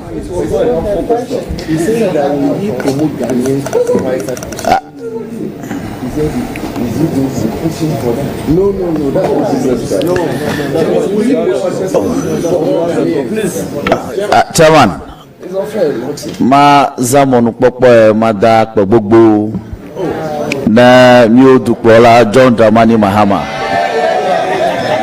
abe ale na otiamiefu Honorable Samuel Okudzeto Ablakwa be na nye foreign minister na Ghana dukonene bio tonto batoto evoduko voter regime mi dapo gbogbo na togbeje klepli o duko fi o tu bato o dapo gbogbo na da wezo Mr. Chairman. Babiare kama la sinyo Babiare kakwe la sinyanya be Translate. I will. Let me land. I'll translate it perfectly for you. Nyababia kwenyabe na scholarship ya na chotu bubu made ali la wena wa camion of Yosio. To wit. Congratulations. The entire voter region, the Thorns citizens, especially the Bato citizens, they are very proud of you. And Togbe Jekle and his entire chieftaincy council, traditional council, they are proud of you. So you are welcome. Very simple question. How will you make easily available to Ghanaian young men who are desirous of studying, especially postgraduate programs in other countries, scholarships accessible to them? I thank you. Anyaha madapa no. Majiba amashaba na nyaba doya mikata miawe na waja amashaba nu na miava duplola His Excellency John Dramani Mahama la Ghana toka ta wakpo jijo ba adwa miewe ye miewe nyi ta akpanao. To wait, thanking my brother and assuring the president and the nation that we will work together, we'll work hard to make sure that we do not disappoint the country. Scholarships is a very, very important matter. There are many times I've attended diplomatic engagements and I am approached and told that, oh, we had this 200 scholarships, we had this 400 scholarships. You people are not coming up. The window is closing. What is happening?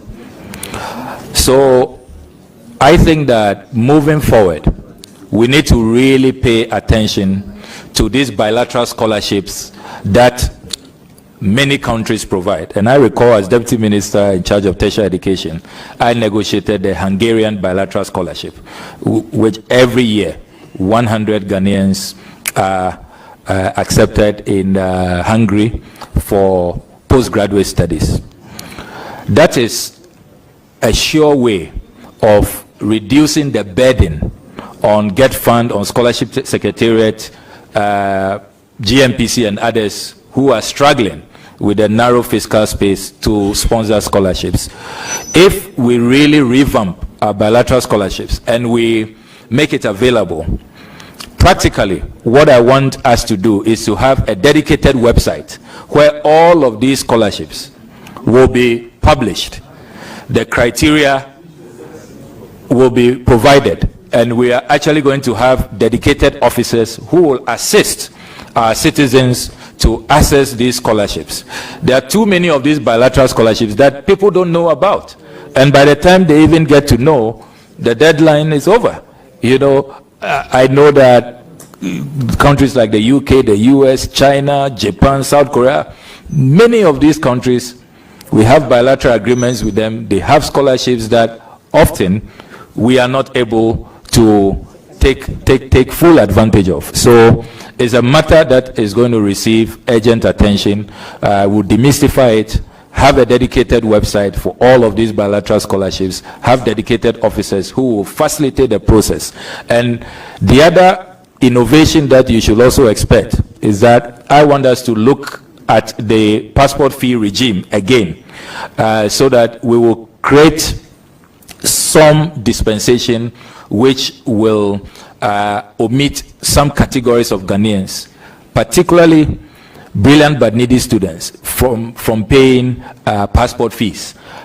It should be possible to have them subsidized so that the frequent travelers in the business category, entrepreneurs, the rich applicants, they can pay a little more for expedited service to subsidize the vulnerable, poor visa applicants. I don't understand why that cannot be part of the package that you receive as a student when you are going on scholarship abroad, because you are classified as brilliant but needy. So why should you be struggling to pay passport fees? I think we can take a second look at the fee structure and exempt our needy students. So these are some of the interventions we will be doing in the area of scholarships.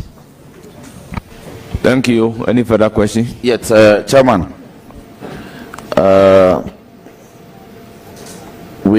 You and Southern, we have very close relationship.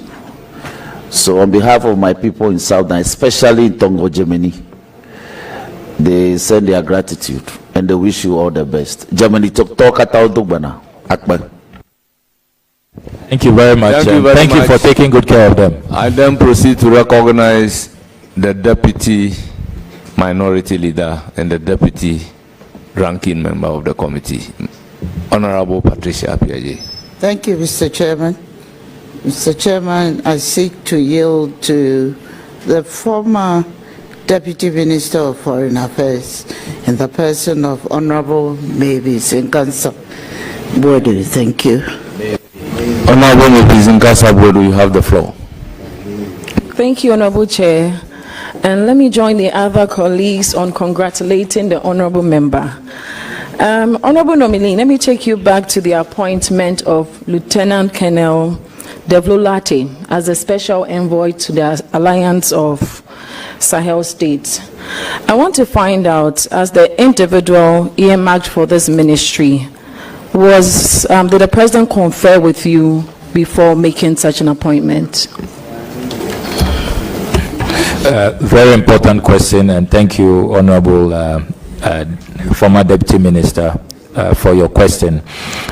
If you look at the sequencing or the timing, at the time His Excellency the President made the appointment, I had not been named as Foreign Minister. We were all wondering what will happen. I know the President kept his cards close to his chest. We didn't know which ministry we'll be serving in, or if we'll even be considered for appointments at all. So it was very early, and I wasn't a Foreign Minister designate, so I couldn't have been consulted. Thank you, Honorable Chair. So that brings me to my question. Well, then the one you asked, what is it? Honorable, I was just... Please, treat that as your question number one. Proceed to question number two. That will be a follow-up, Honorable Chair. Thank you very much. So then I want to find follow-up flowing from the answer. Yes, please. That at that time, yes, he definitely. was not in regards nominated. to his appointment as the special envoy to the Sahel states. Yes, so then, Honorable Nominee, I want to find out from you, can you take us through the step-to-step mission of this special envoy, considering the fact that all these three states are headed by military leaders, and the intervention by ECOWAS, their exit from ECOWAS, and our continuous membership with ECOWAS? Thank you. If I heard you accurately, is it about his mandate? His mandate.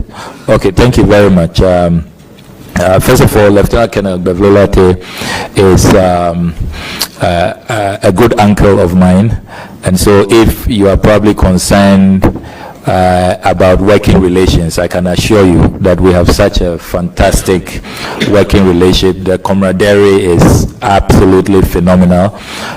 When he was National Security Coordinator, I was Deputy Minister for Information, and we worked together. So we have had a long-standing, very cordial and warm working relations. And I can proudly say he's one of the people that I look up to and I admire greatly. In terms of his mandate, as the statement issued by the presidency indicated, he is to help in restoring diplomatic relations, in helping with the efforts by ECOWAS and all of us member countries to bring them back into the fold, and then also to look at the security implications of their breakaway. Remember that Betrayal is a security expert, former AU envoy on counterterrorism, and so he brings a lot of expertise to bear to help us, because everybody, all the experts are saying that the terrorism is coming down south from the Sahel, and if we don't act fast to stem the tide, we will be consumed in no time. And that's why under President Akufo-Addo, you initiated the Accra Initiative, to deal with the threat of violent extremism from particularly the Sahel. So his mandate is to open dialogue, and in diplomacy, dialogue is key, is really fundamental, and to help in bringing them back to the fold, whilst at the same time addressing the security challenges that the Sahel is posing to us as a country. So that's his mandate. Thank you, Honorable Chair. This will be my second question. Honorable nominee, let me start by saying that there's no malice intended with this question. I just want you, I'm sure a lot of Ghanaians would want to know. So then, some Ghanaians, the population have described you as someone who is a populist. Some have also said that you're a propagandist. Others have said that you are quick to come out with information without verifying. I want to find out if the international community is supposed to go by this narration of you. What would you do, or what would you say today to put them at ease? Thank you. Thank you very much for this question. If these are qualities that saves a country billions and billions of dollars, then we should encourage more of these qualities. And I'm sure the international community will be happy to know that there is a potential foreign minister from Ghana who is committed to meeting UN goals, AU goals, the goals of the international community in combating, corruption, waste, state capture, and that integrity, is a quality that we all should really encourage and aspire to. And I can also place on record that in all of the work that we have been doing, we have not injured anybody's reputation. We verify, we make sure we validate. And you know me, that if I have not intercepted the right documents, done the right analysis, I don't put out what is just imaginary or conjecture. I make sure that it is credible and unimpeachable. So please be rest assured that our foreign policy and the foreign ministry will be well regarded by His Excellency John Dramani Mahame's appointment. Thank you, Honorable Nominee. So, in a nutshell, what you are seeking to tell Ghanaians is that you are taking off a new leaf? Honorable Member, he's answered the question. That if that description will fit into his international relations, then it's good for all of us. So it doesn't suggest that he's taking a new leaf. Well, thank you very much, Mr. Chairman. You couldn't have put it better. Okay, so then it's the old Okudzeto Ablakwa that we know. All right, so Honorable Chair, that will take me to my last question, which will be to find out from the Honorable Nominee. So then in the past, your predecessor, Honorable Shirley Ayoko Boche, has showcased made in Ghana goods and services and products. I want to find out, and she has done that through diverse ways, and one way is through the bazaar. I'm sure you're very much aware of it as the ranking member of the Foreign Affairs Committee. I want to find out if it's something that you plan on continuing. Thank you.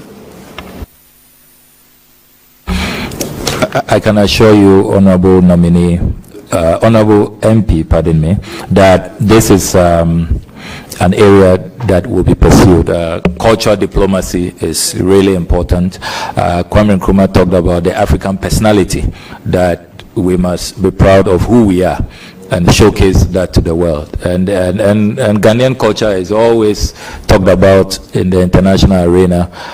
When people come to terms with our culture, they are always enamored, always out, and it really projects us positively. So please be rest assured that all of those initiatives and more will be pursued, working in close collaboration with the Ministry of Creative Arts, Culture and Tourism. And I'm glad that Mamaga Jifagomashi herself is here to offer full support. And we have great working relations. We'll work together to promote cultural diplomacy.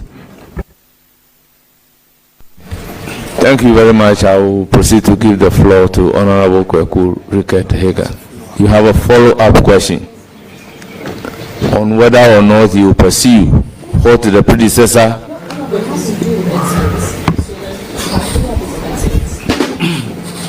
well, then that is a different question you want to ask. Well, go up with your follow-up. And if it is not a follow-up, you know the consequences. So the Honorable, thank you very much for your answer. I wanted to find out, since we are talking about exports and our local producers, I want to find out, leveraging on our trade blocks, I want to find out how you promote these exports and also in turn bring in foreign exchange. Thank you. Two pillars will be utilized for this. The Africa Continental Free Trade Area Agreement, I think that we really have to leverage that. And then President Mohammed's 24-hour economy policy, you know, he's appointed the Venerable Guzi Tano to coordinate the 24-hour economy vision of the president. And this is aimed at industrialization. And to industrialize, you must add value to what you produce. And so the 24-hour economy and the Africa Continental Free Trade Area. Remember that President Mahama has said that he will chair the Africa Continental Free Trade Area objectives himself. And so these will be the two pillars which are used to promote our trade and how we add value and diversify our economy. Thank you. So, Honorable Vice.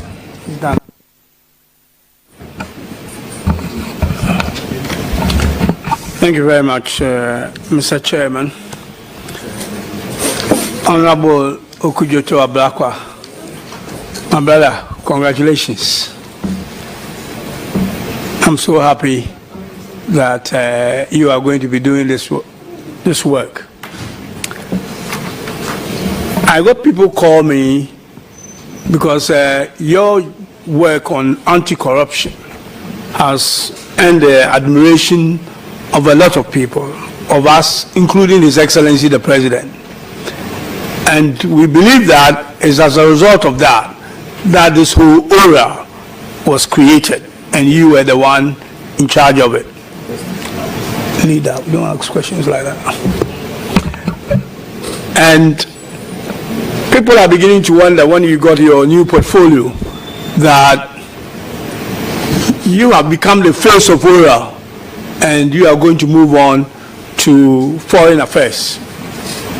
But I think you have said something today that I believe people who are listening to you, that the fight for anti-corruption actually has a lot of tentacles, and that there's actually a foreign angle to it. So you are now going to be placed, Aura is now more or less gone global. You are going to be placed at a position where you will be able to explore the foreign angle of it in terms of properties outside. People have purchased ill-gotten wealth, in terms of money stashed away elsewhere. All these things are going to come, you know, and I think that Aura will actually be stronger for the position that you have. you've done a lot of work that I think you should be celebrated. I remember our fight on the sale of Snit asset. The National Cathedral is one of them. Air travels of the executive, and actually purchase.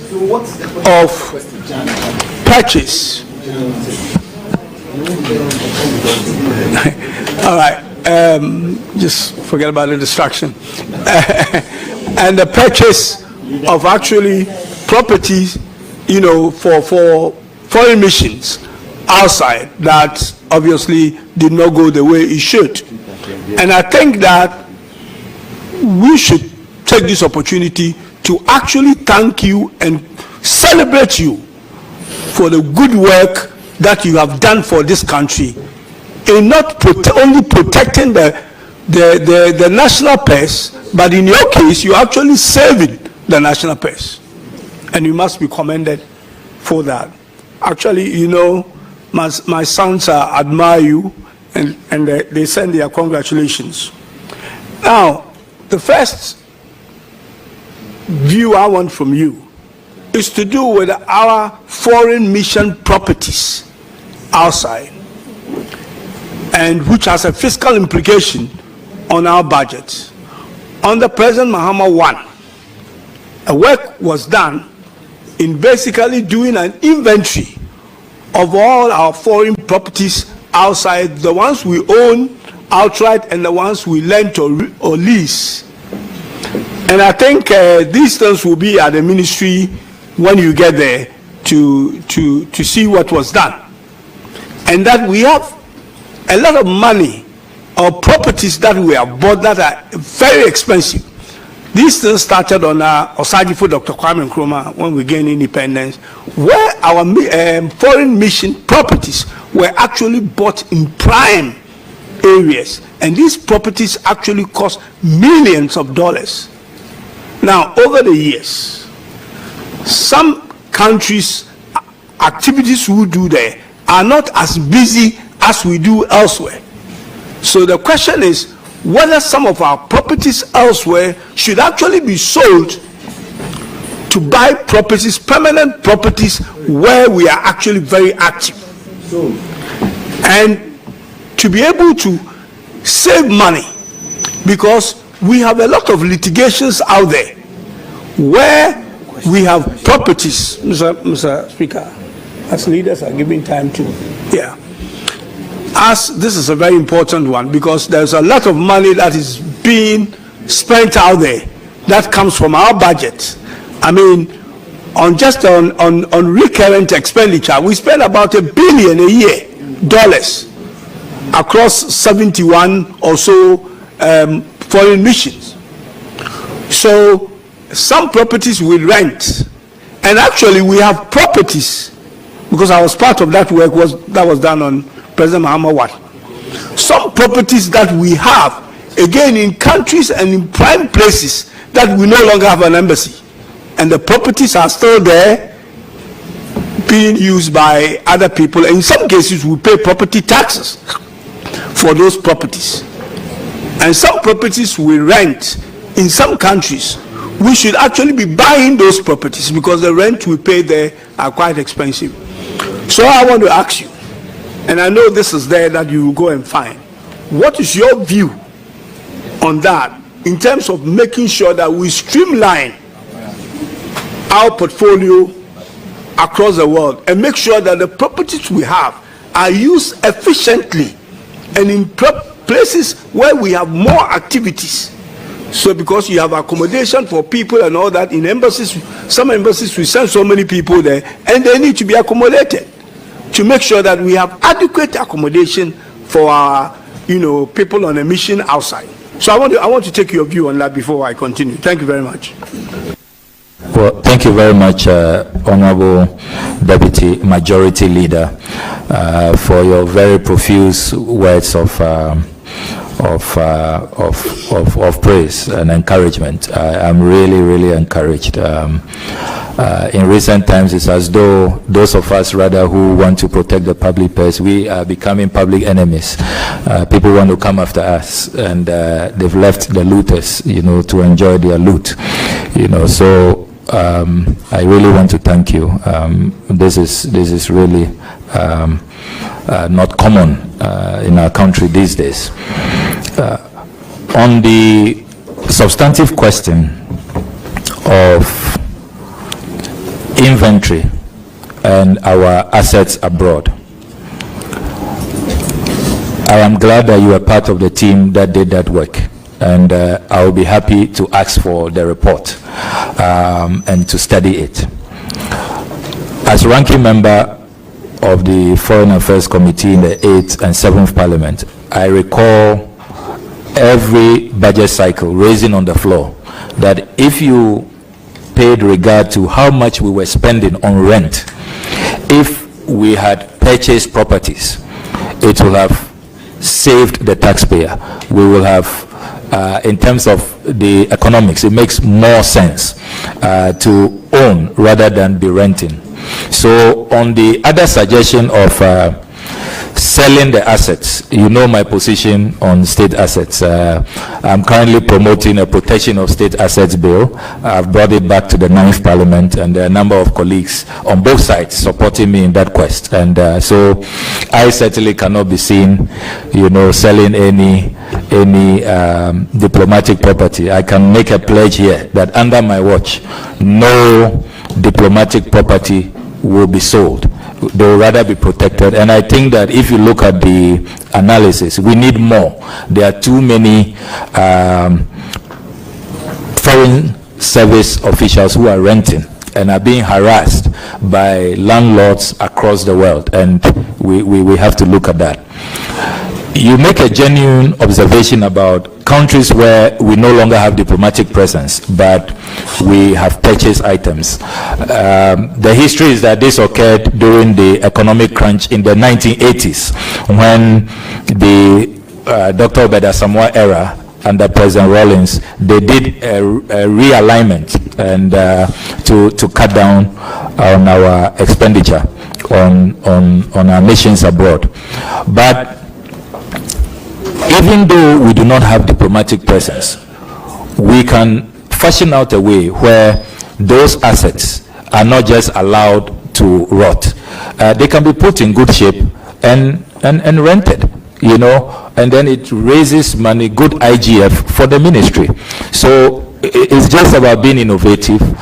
So I would rather that we should, because you see, today you don't have diplomatic presence, but tomorrow, the need will arise. The exigencies of the time will ask you to rethink and re-establish diplomatic ties. So I would say let's keep all our assets. We don't have enough. We need to even build on what we have inherited. But certainly we'll look at the report and then see how we acquire more assets and then reduce the annual expenditure on rentals. It's really killing this country, and it's something we have to deal with. In conclusion, I must also point out that we have observed that there are some of the assets that we have even lost. If you go to the UK, for example, poor record keeping has led to some of our diplomatic assets being lost over the years, and it's one area that I want to pursue strongly to recover what has been lost, even if we have to wage a strong legal battle to take it back from the encroachers. We need to do that.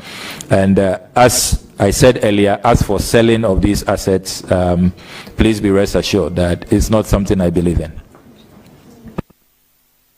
Let me follow up on this, and I think I do agree with you, though selling is an option, but I know your position on that. Perhaps what we can do, as it's been done in other places, is to rent the property at the prime place to get something somewhere else in the same country that is cheaper, so that the rent we earn from there can be used to pay for that property and actually get a balance out of that and save money. Now, my next question, as part of the follow-up, is actually to do with our trade attaches. You have defense attaché, trade attaché, and all the others. Now, what happens is that these officials come from their various ministries, like defense, like trade, and they are posted to London, US, and other places to help the mission over there to either promote trade or in the defense, the least say about it, the better, about what they go there and do. We know they do very important work there, but because of the sensitive nature of it, I wouldn't, Now, what happens to them? Because they draw the foreign affairs or the mission draws their salaries, goods, and services from your ministry through the national budget. And these attachés also draw theirs from their various ministries. Now, when they get to London or US, they come under your mission over there. And then many of times they are not looked after properly in terms of looking for a place to stay and all that, or they don't even have adequate budget like you make provision for all that. So I think in the future going forward, we should look at how we can work together to make sure that the people we sent out there, if they don't belong to your mission and they are coming from elsewhere, they are able to fuse them together to make sure that they have adequate resources to do the very important work that will support you as being the ambassador out there to bring investment and trade and all that home. This you can take as an advice. The third one, and that will be my final one, is to do with, as you mentioned, and His Excellency the President. I'm very glad he had made that he's going to take the African continental trade under, his own leadership. The headquarters of the African continental trade sit here. We have done agreements, various agreements that we've signed around the world, but we don't actually prepare, especially in terms of the diplomacy side of things. So we go and sign all these agreements that in the end doesn't benefit us, but it benefits the people we've signed the agreement with. AGOA is one example. African continental free trade, as we have signed and ratified, some countries took their time in ratifying it for the simple reason that they were building themselves up to be able to take advantage. But we have been slow at it because the diplomacy has also been slow. The trade side is there, but the diplomacy should lead everything else. We have some African countries around us, especially our neighbors, who have moved from democracy to military rule after their ratification. Some have recently left ECOWAS, which means that relationship with them needs to be re-energized, and that requires some foreign diplomacy, and that is by yourself when you get the nod, not if. So I want to know from you how you are going to make us a leader through trade diplomacy on the African continent, through the Pan-Africanism that we've talked about and the development of Africa. We do about 2 or 3% of trade among ourselves. We have now created a single market, and that single market requires diplomacy to nurture it before the trade actually comes in. So I want to know your view on that, in how you promote the trade diplomacy to be able to feed into this, so we can actually take advantage of having the headquarters of the African Continental Free Trade here and lead it to make sure that we build trade. And the problems we have in this country, debt is swallowing us, Ghana is almost broke and all that. These are some of the things that we need to do, including all the other things that we plan to do in 24-hour economy or all that, for us to be able to grow our economy again.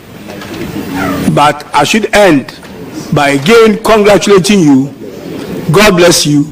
I know you do a fantastic job, and I know that the international tentacles of ORA will still keep you on the ORA job. Thank you very much. Thank you very much, Honorable Ricketts Hagan. And let me state that I've been really impressed with your lecture It was not a question, it was a lecture. And I'll make a special appeal to His Excellency the President that when we are putting together the Ministerial Advisory Board, if you wouldn't mind serving on the board, I would like you to be close to me so that you can be giving me good advice, because I'm really impressed. Yeah.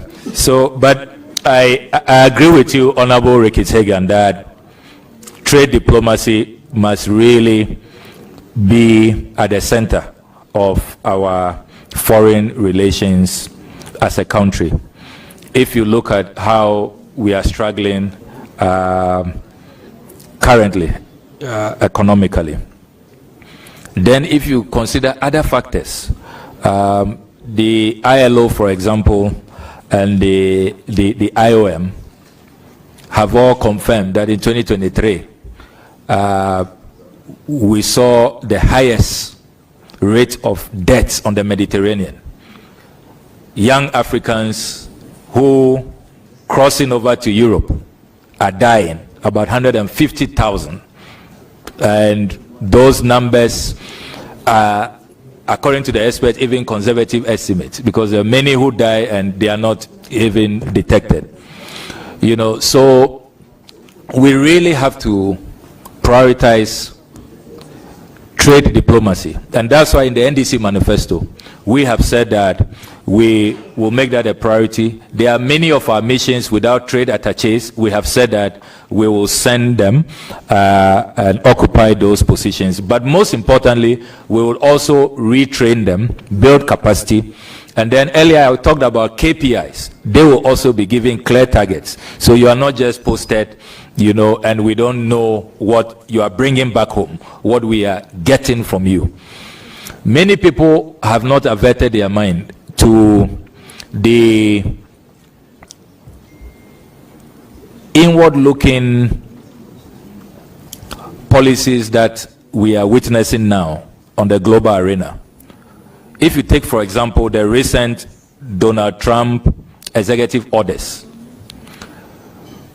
if you begin to quantify the impact on our continent, the last time I was engaging officials of the WHO, they say that it will affect Africa even in terms of our vaccine programs, in terms of even the Global Fund, which has been a major player so far as our health priorities are concerned. The analysis show that the WHO will lose about $450 to $500 million every year if every month, I think I was told, if this executive order remains in force. So what that means is that we can no longer continue to be relying on handouts and aid from other countries. We must really take our destinies into our own hands and forge a path that is self-reliant, that will really lift our people out of poverty. And that is where this trade diplomacy comes in. And the literature is clear that over the decades, aid hasn't worked. What we really must promote is trade. Trade, not aid. So these trade attaches will now take a very serious look at it, build capacity, make sure that there are clear KPIs, and within the larger ambit of economic diplomacy, where in our manifesto we talk about formulating a blueprint for the first time in our country's history. We will do all of that with clear targets so that trade diplomacy will work for our people, will help to improve the living conditions of our people and create jobs for our people.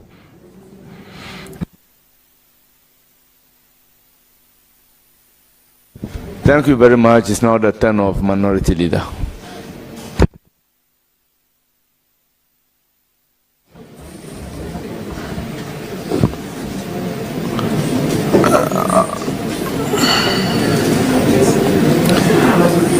Honorable nominee,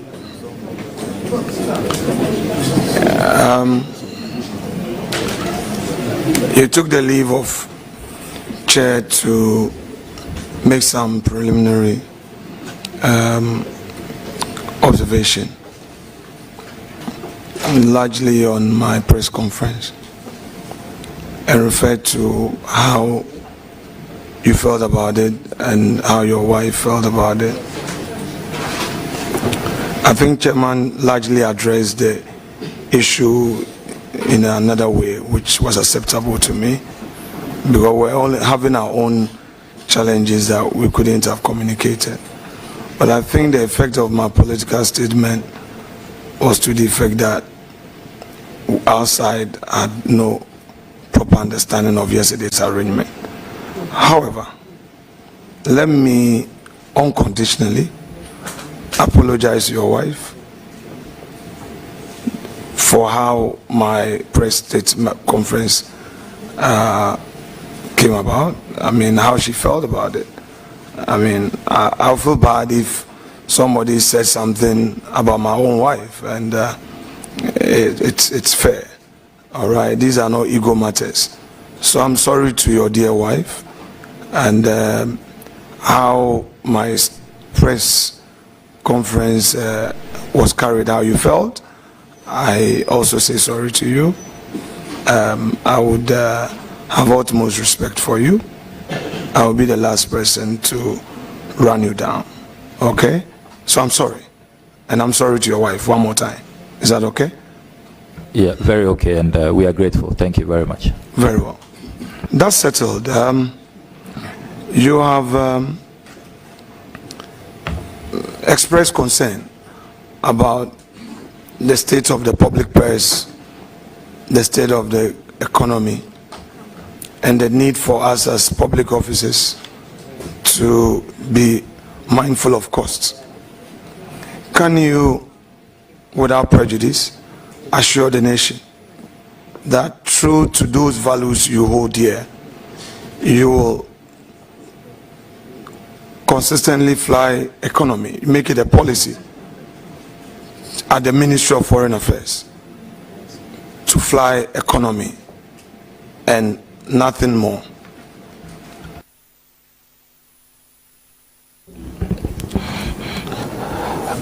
In my private capacity, when I'm traveling, I fly business. And so if it is a policy of President Mohammed's government that ministers should now travel economy because of the state of the economy, I am happy to do that. And if I can top up with my own resources, as I have been doing already in my private travels, I do travel business, not first class, business. I'm happy to do that. But as I said earlier, in this discussion, we must be more nuanced about it. I believe we can even achieve more savings with the size of delegations, with frequency of travels, with even the kind of airlines, Please, that we use. Honorable nominee, you know, in the past, this whole perception that leader keeps nominees for a long time. I would try to be very specific. So limit yourself as well, so that you don't create more room for follow-ups, which would make your guests uncomfortable and your party members may think I have some personal agenda. So please pay attention and let's have a good conversation. So just to rephrase it, would you want to take a personal decision to fly economy, even if government policy is for you to fly business? I don't see what that achieves. It's totally unnecessary. I would save costs on travels using other mechanisms. I'll watch the size of delegation. I'll make sure that the kind of airlines will always go for what is competitive, and even per diems and all of those, the kind of hotels and all. There are many ways that we can save money, and those are the matters I will pursue, and we will save even more money for the country. I really don't see where this economy discussion is going to. No. Please, your question, please. Any other question?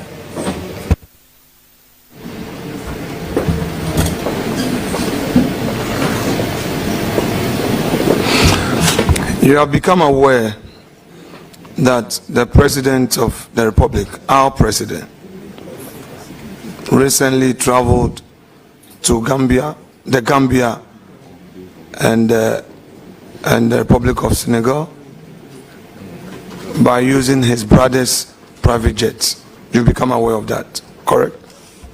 Yes.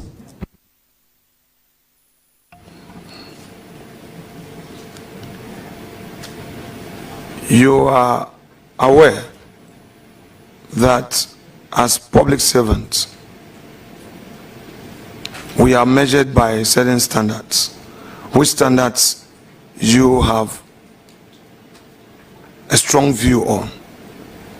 Do you think that although there is no direct cost on the states, it is inappropriate for the President of the Republic to be flying on official duties with his brother's private jets? I have long advocated for the need for Ghana to have a presidential travel policy. And I've said that even in cabinet is a matter that I will pursue. And so the ideal situation, if we have a presidential travel policy, in some countries they've even, passed them, enacted them into law, where there are clear guidelines and the do's and don'ts. But now, it doesn't exist, and any day, the good people of Ghana will go for a free, brother trip as compared to a 20,000 euros an hour chartered jet where the Ghanaian taxpayer suffers. So you agree with me that though the state did not pay for the president's travel by use of his brother's private jet, it costs his brother money to fund the trip of his brother to Senegal and the Gambia? You agree with me? Air travel comes with costs, aviation fuel, landing rights, all kinds of fees you have to pay. So yes, it definitely comes at some cost. In view of that, it is inappropriate for a brother to bear the cost of the president's travel. You would agree with me that it's inappropriate, given the circumstances.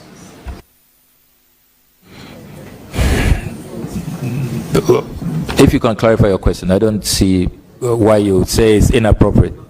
I will clarify. Just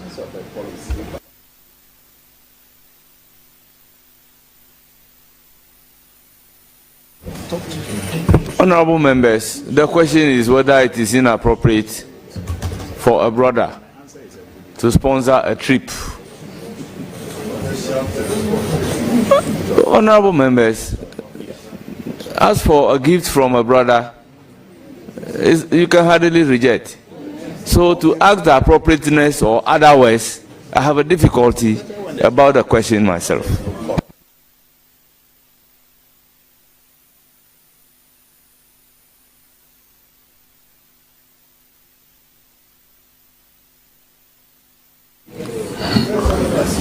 Mr. Chairman, the nominee wanted me to provide clarity. I will provide the clarity to the question. So the foundation is, in your own words, it is not proper for a president to travel on a $20,000 an hour jet.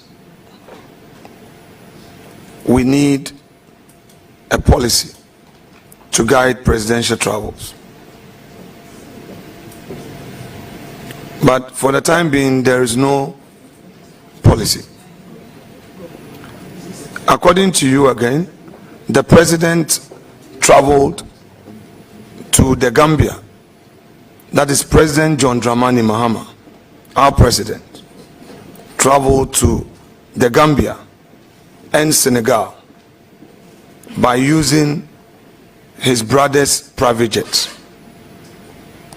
which travel came at a cost to his brother. You've given a breakdown aviation fuel, the cost of landing, all those associated costs, including meals that are served on the aircraft, salary allowances of the pilots, the air hostess, all those who are hosted, not only the president, all those officials in the aircraft. His brother bore that costs on the president's behalf.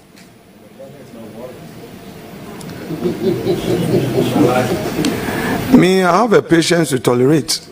You don't. You don't.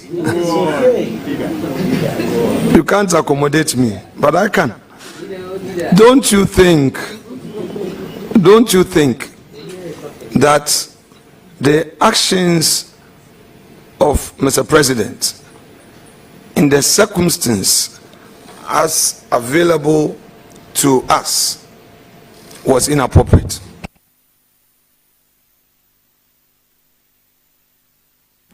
I do not think so. Respected colleague, you have told this committee that you used your car loan to buy a combined harvester for the farmers in your constituency.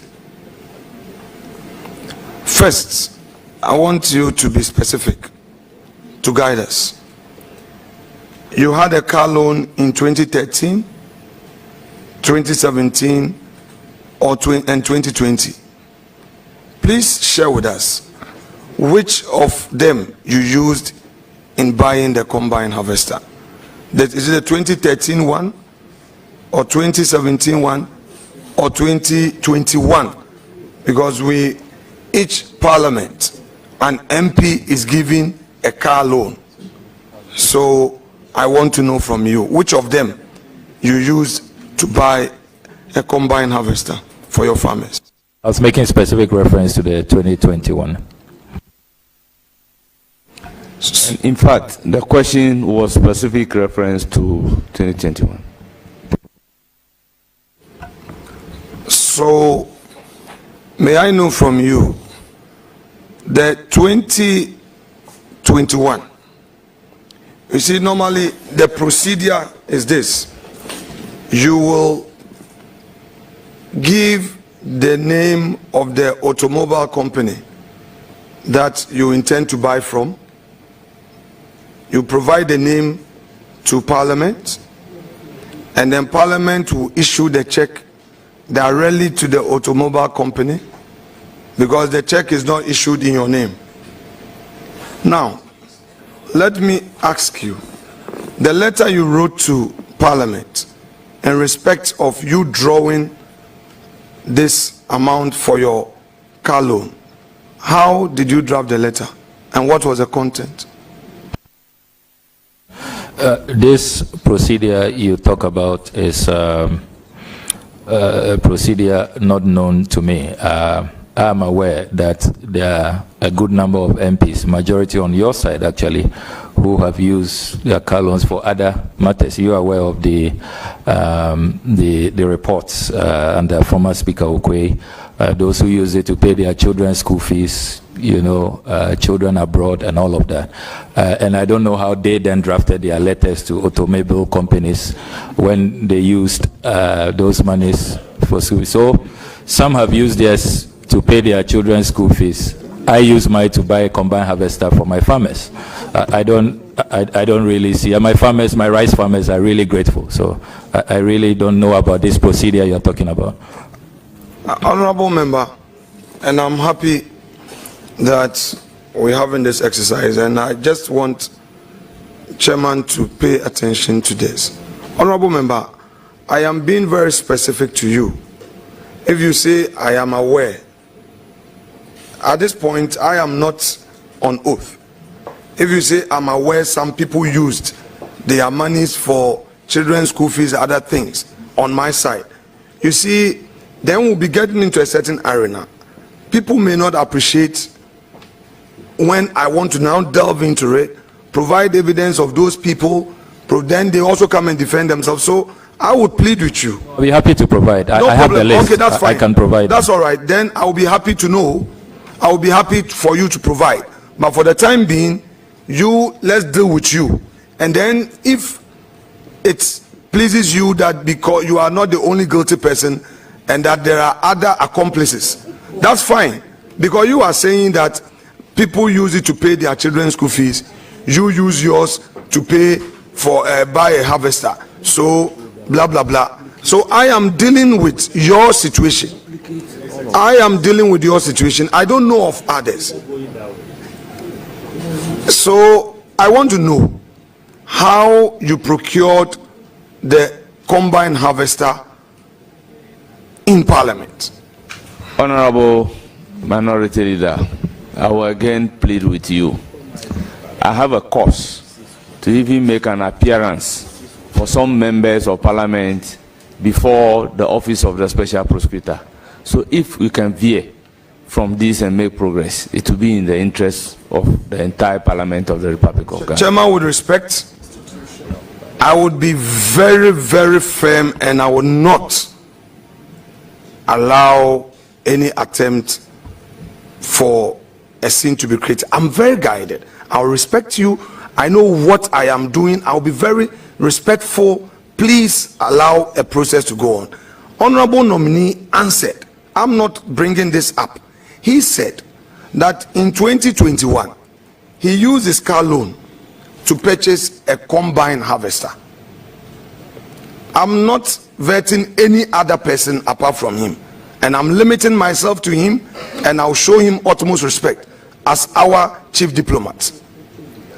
Honorable nominee, this combine harvester that you purchased for your people with your car loan, the fact is that the monies are lodged with Parliament. You will need a correspondence to access that money. Please share with us the process you undertook to access that money. Yeah, Mr. Chairman, I'm happy to provide that. You do know that in our offices, our RAs are responsible for all of these administrative enterprises. So, Mr. Chairman, if you will allow me, I'm on oath. I do not want to make statements because I don't have those documents here. But I'm able to retrieve them from the office and submit them later, if Mr. Chairman, you will permit. Honorable nominee, let us all tread cautiously. Be brief in your answers.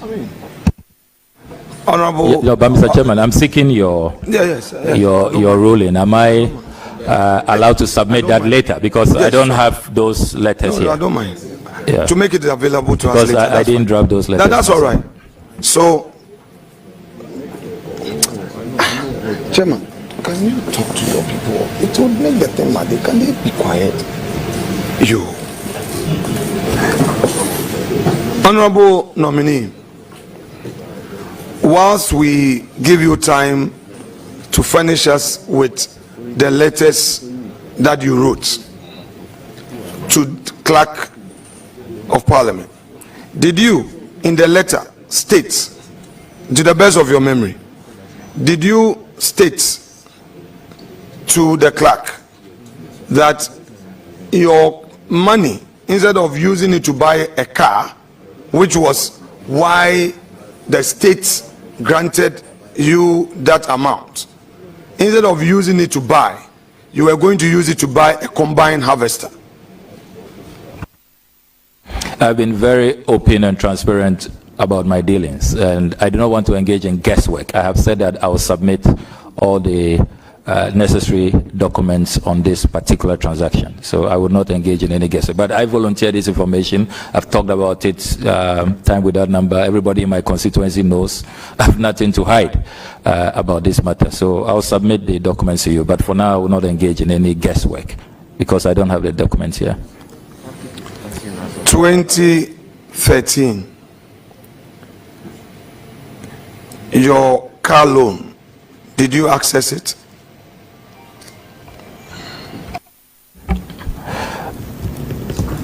I must have done that. Can you share with us how you access that? Again, I'll have to retrieve those documents for you.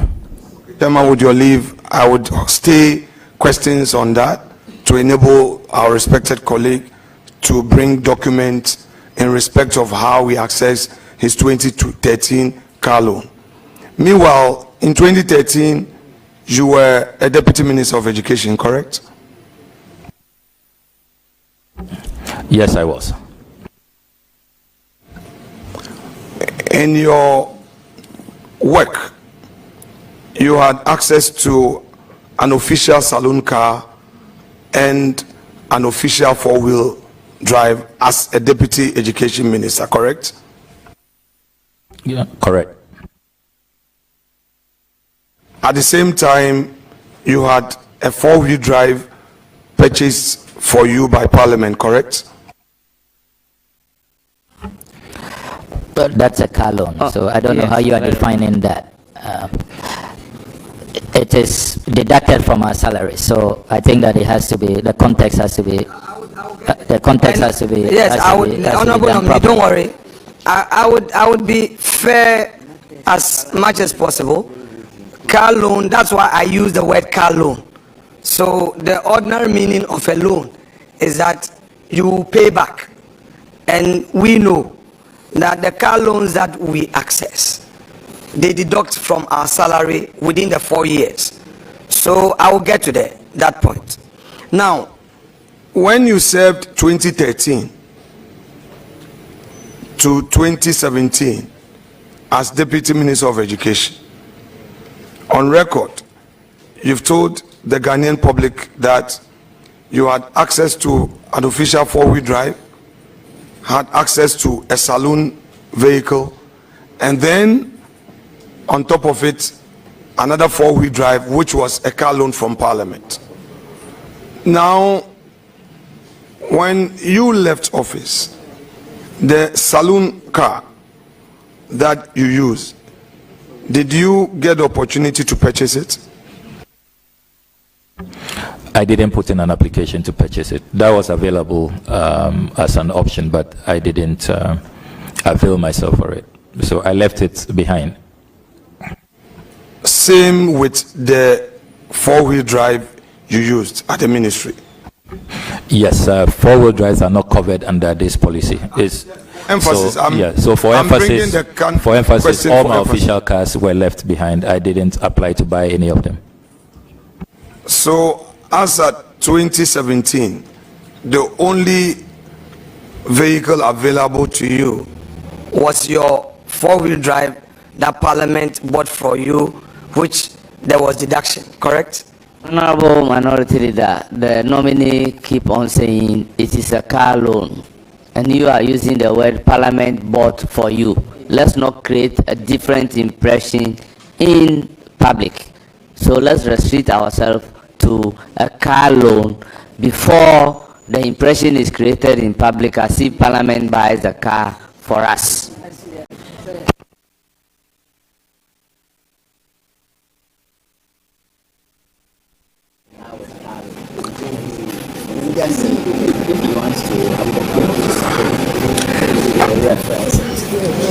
Let's come to 2017. Again, you won election and you came to Parliament. 2017, again, the state made available a car loan to you. Did you access that car loan for your second term in Parliament? Yes, I did. Did you buy a four-wheel drive with it or some other cars?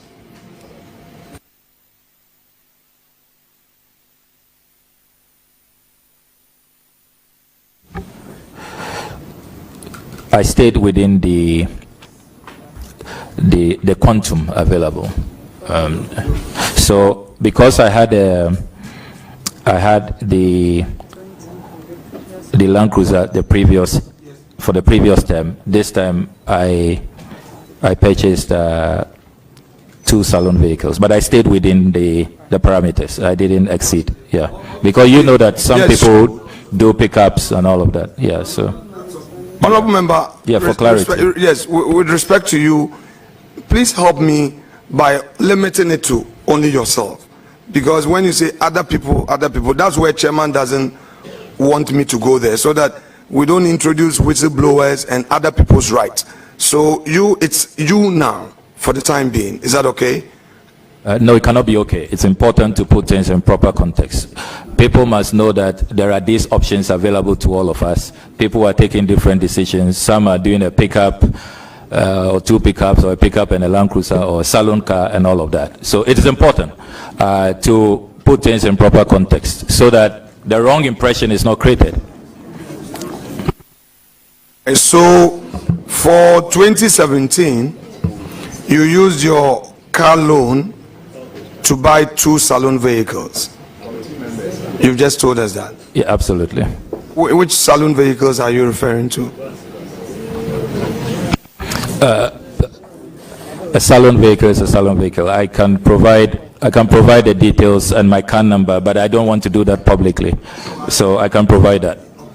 So are you able to provide us with the letters you wrote to Parliament?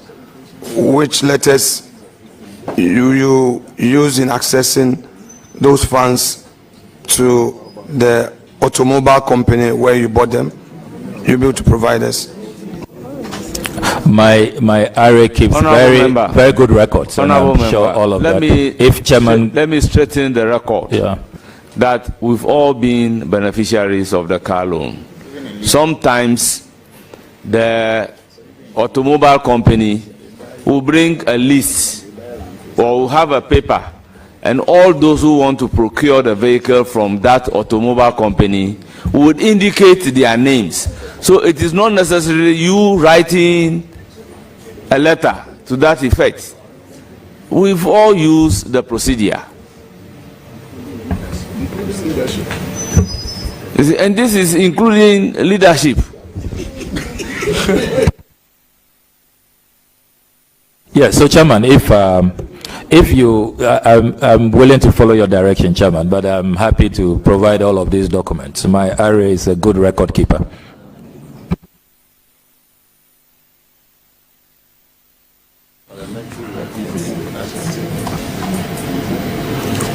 Honorable nominee, do you know Rukayatu Al-Hassan, a chartered accountant who works with the Controller and Accountant General's Department? No, the name doesn't ring a bell.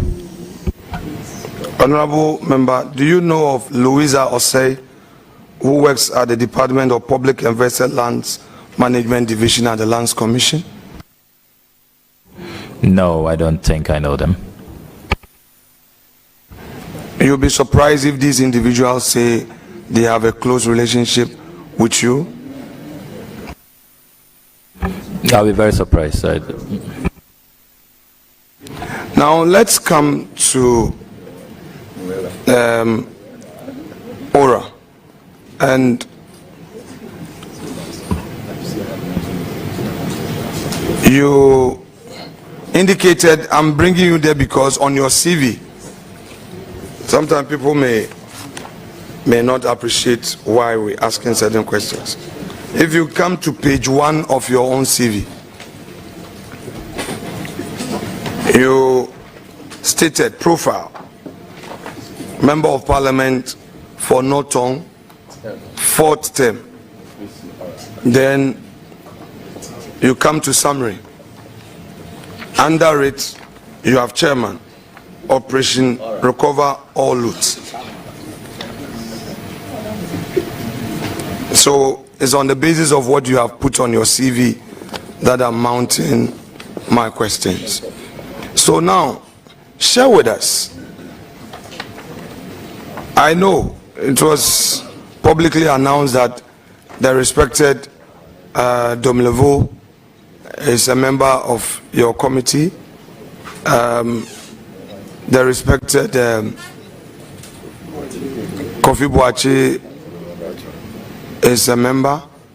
And then Mr. Martin Kpebu, a respected lawyer, sometimes people may have their own disagreement with him, but he's also playing his role in our democracy, and I respect him for what he's doing for his country.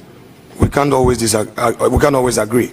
Now, tell us, in very clear terms, what the mandate of this oral has been.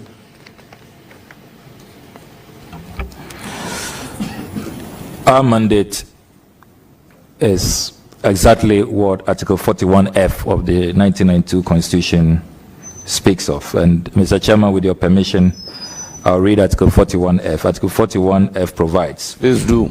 The exercise and enjoyment of rights and freedoms is inseparable from the performance of duties and obligations.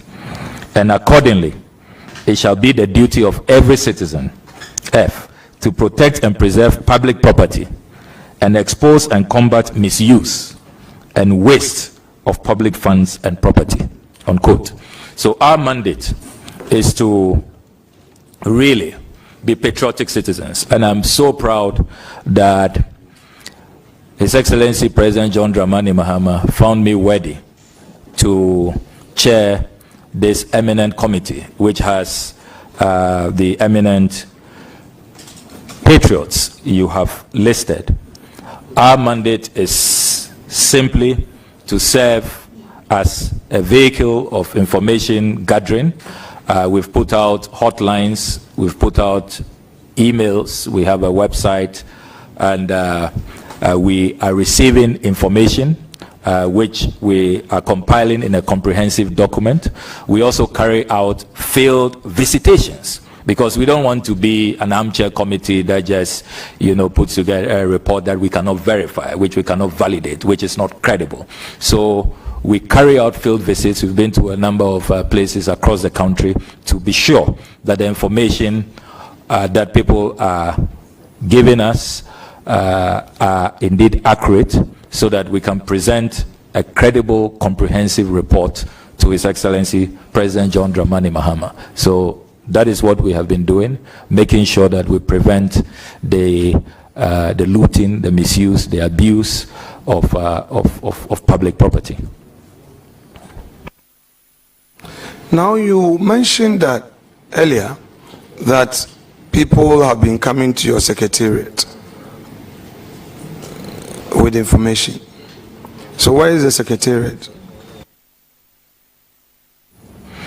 The secretariat, which is really a makeshift secretariat, and we have to express our gratitude using this platform to Her Excellency the Vice President, Professor Nana Jenopoku-Agyemang. We share her office with her. She generously, because she also believes, so passionately in oral, in protecting looting and protecting public assets.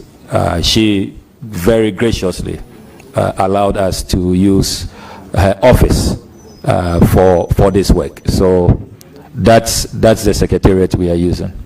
You mean her office at Jubilee House? No, her private office. Where is this office? In Cantonment. Cantonment, okay. Yes. Now, this her private office in Cantonment, is it an office that she, because cantonment lands are state lands. So now, this is a private office in Cantonment. Is it an office that she owns or she has rented? Is it something that you know? Honorable member, the question is overruled. The essence is that she is not the owner. The place was made available. The person who made the place available has been mentioned. How would he, the user, be able to know whether the place is owned or it was rented? Mr. Chair.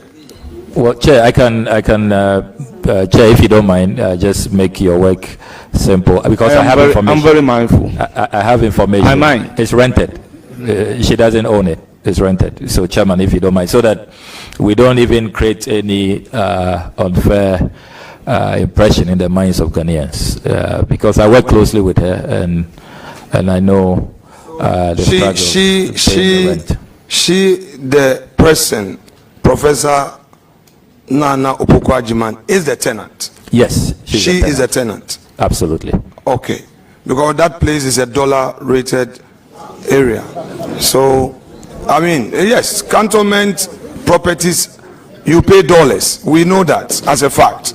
So, I'm happy to hear that the Vice President is able to afford a dollar, rent in cantonment. It means that we can't, we being in public service doesn't mean that we should be poor. That's fine.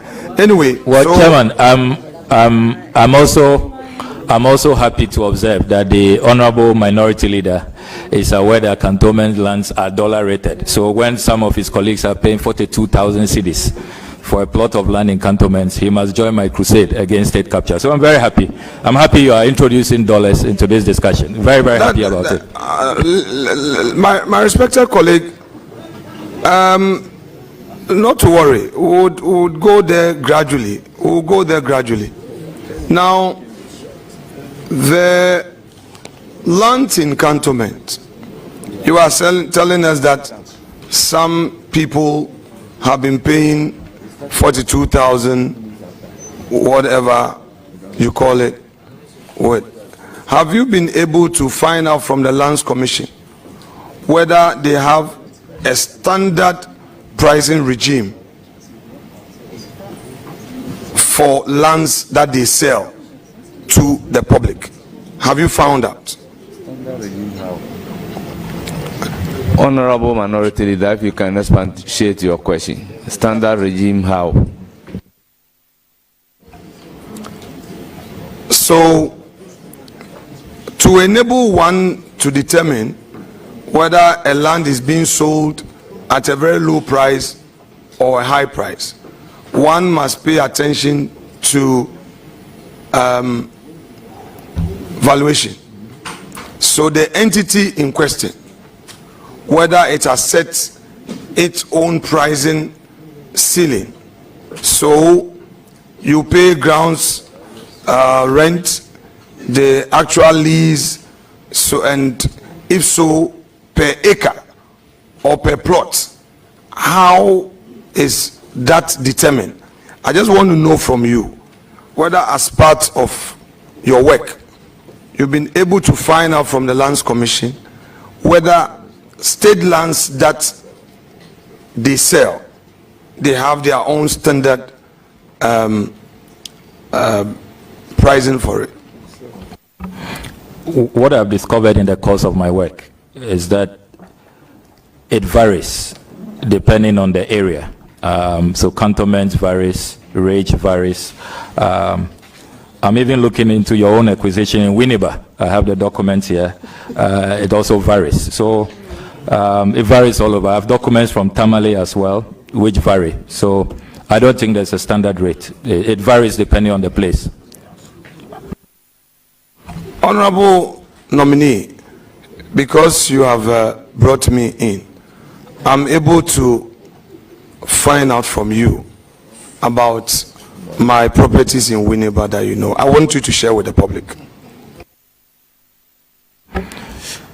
This specific one is a lease between you and the government of Ghana on 22nd March 2023.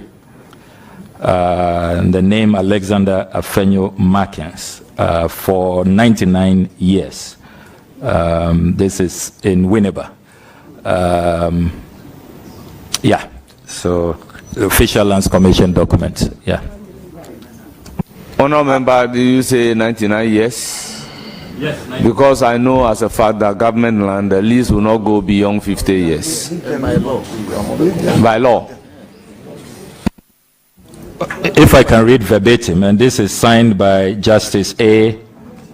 Asanguna, Principal Lands Officer in Winneba, and the official search certificate indicates that the search applied for against the land edged red on the plan attached has been made with the following results. 1, the site is not a state land but vested by virtue of LI 206, dated 21st November 1961. 2. The site also is covered by a lease dated 22nd March 2023 between the government of Ghana on one part and Alexander Afenyo Makin on the other part for a term of 99 years. So that is what the search certificate states. Honorable nominee, just by way of public information, because you provided the LI, now I'll give you a background to Winneba and Gomwa. Winneba and Gomwa have had a long period of land disputes. It went all the way to the Gold Coast Supreme Court. So the entire Winneba land, Kwame Nkrumah, just to bring peace between the people of Winneba and the people of Gomwa, came up with this executive instrument. There are two instruments. So in Winneba, every land is vested. All the villages and the Gomwa enclave as well. So I'm happy that you read. The states. Yes. Oh, come on. But the person read, Roxanne, we are doing a serious exercise. I mean, if you guys want us to go the path of partisan politics, we would go there. No. I have been very gentle and respectful. Chairman, Chairman, you need to talk to your people. Let's have some order. Because when we react, then they will take offense. I beg you. Let's have some order. We have a lot of things to do. I've been calm, quiet, gentle, respectful. They've been doing, I've been keeping quiet. Please, I have patience, but not to a point that a man cannot tolerate. So, honorable nominee, I am happy that sitting there, you've gone digging me, and I'm happy that you brought it here. That Winneba, I want to provide information. Winneba and Gomwa enclave, the chiefs, their lands were all annexed, and they are vested lands. So I'm happy that you read it. And even when the Asafo companies, the Asafo own that area called Ponkwechi, that's Dentifo Asafo, and the Twafo also own the Komfade Kojobedu areas, and some chiefs own their lands. But because of the Kwame Nkrumah EI, even if you buy from the chief, and the chief gives you an indenture, you can't register at Lands Commission because of that EI. So everybody in Winneba would have to go and register through a lease with the state. So I'm happy you brought it up, and then I've just explained to you. Now let us go back to your oral work. You have indicated that you are seeking to recover state lands that have been wrongly appropriated. You call it loot. Now, are you looking at all state lands that were appropriated by individuals since 1992, or you are going way down to the 80s, 70s, or you are limiting yourself to recent years? Can you share some light on your mandate? Because you are seeking to recover, which is very patriotic. Honourable Member, I believe this will be in the mandate of... Yes, so you should share with us. Ora. The nominee before us is being vetted for a position of a foreign minister. So, Chairman, how relevant is the mandate of oral to the position that the nominee is being vetted for? Chairman, don't start. I hold you. We are ready. They can go ahead and call your people. Chairman, you have, the nominee himself spoke about ORA. The nominee himself stated in his CV, and I'm asking him questions about it. Then you say it is not relevant. Chairman, I'm pleading with you I'm according you every respect. Let's have a smooth inquisition. Let's have a smooth inquisition. Honorable nominee, your work aimed at recovering state assets, lands that have been looted, etc. Which period are you looking at? That is okay. His Excellency the President has made clear that looting is looting, and it doesn't matter when it occurred. Once information emerges that it was an unconscionable transaction, we should document it. Remember that I have said that our work is with phase 1, information gathering. When we have presented our report to the President, phase 2 will kick in. That's where the Attorney General will take control, and we'll be looking at the recoveries, the actual retrievals, and if there has to be even prosecutions. Because remember that Oral's work is not only about properties. We also have the financial aspect, the causing financial loss to the state. So it's a more broader concept than often it is made to look. Now, let's leave Oral for a moment and come back to your CV. Page 1 of your CV, you provided your address, PO Box AD45 at Ablakwa, Accra. Is the address owned by you? Is it your own postal address, or is a family postal address that you are using? It's a family postal address. And how long have you been using this family postal address? About 10 years. Now, you've also indicated you have 2 email addresses, correct? Yeah, correct. Then you have indicated home address, number 1, Wilshire Boulevard, Airport Hills. This property at Airport Hills, how long have you been living at Airport Hills?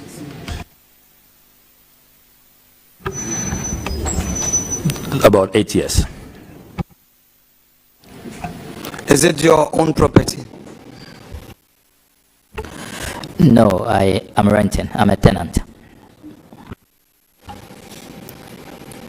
Airport Hills is dollar rented zone. Are you aware? Honorable Member, can we have a clarification of dollar rented? Because in Ghana, we use CD. So I don't understand a dollar rented property. Does it mean you pay the rent in dollars? Not necessarily. I mean... Okay.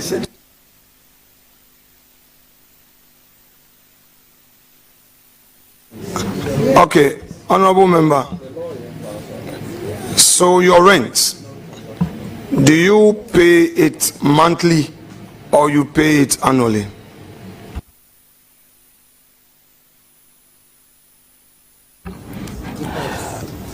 Well, it depends. And Chair, I don't know if you want me to share the tenancy agreement with you, even though I'll have to don't proceed. Seek the permission of my dear wife, because we do it together. Don't proceed. It is not in the interest of the company to be demanding for your tenancy agreement, let alone determining how much you pay as rent. Okay.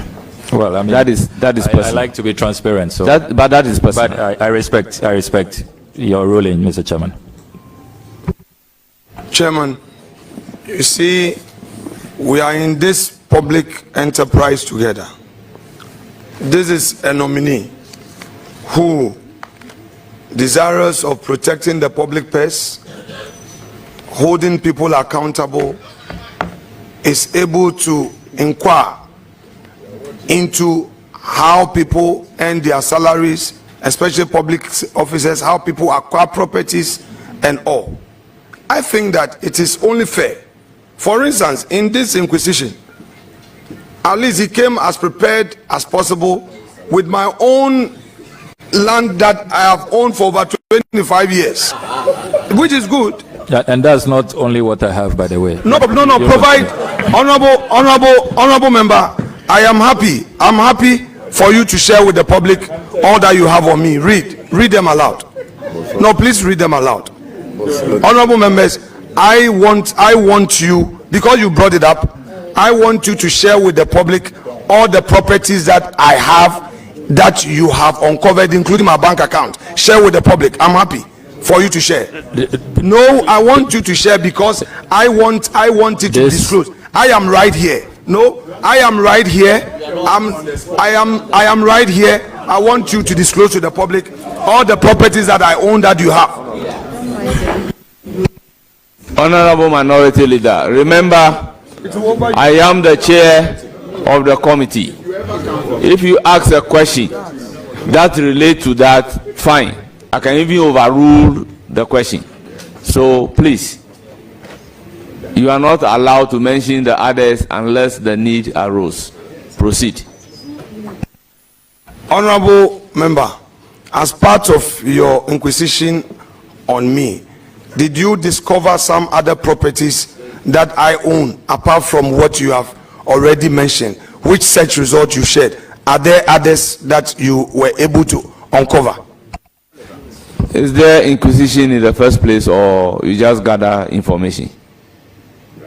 Don't worry, I will put it right if I should use gathered information. Well, Mr. Chairman, I will disclose what I have at the right time. We are all following our strategy. You have a strategy, I have my strategy. So let's stick to our strategies. So good. So, honorable nominee, as part of the information you've gathered thus far, the ones that you have gathered about me, can you disclose them to the public apart from what you have discovered? I cannot at this point.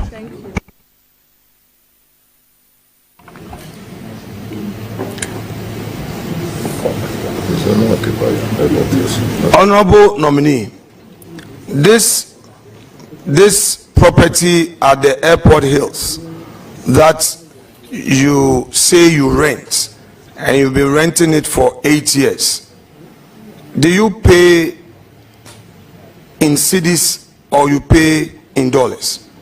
Your rent, your tenant rent, do you pay in cedis or you pay in dollars? In cities, we always pay the city equivalent. Do you deduct withholding tax from your rent at source? Because every rent, there's a withholding tax element, and then you give the receipts to the landlord. Do you deduct at source and pay to GRA, or you just pay your rent and it doesn't matter how the landlord goes about it? Honorable members, this is a legal question. It's in two ways. The landlord can choose to pay the rent, and the landlord can agree with the tenant for the tenant to also pay it, and it depends the duration.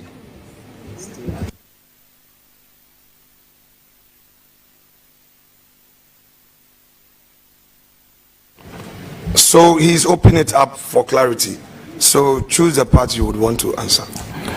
I'm not allowing you to answer that question. Chairman, please say so for the records. I didn't get that you have question overruled.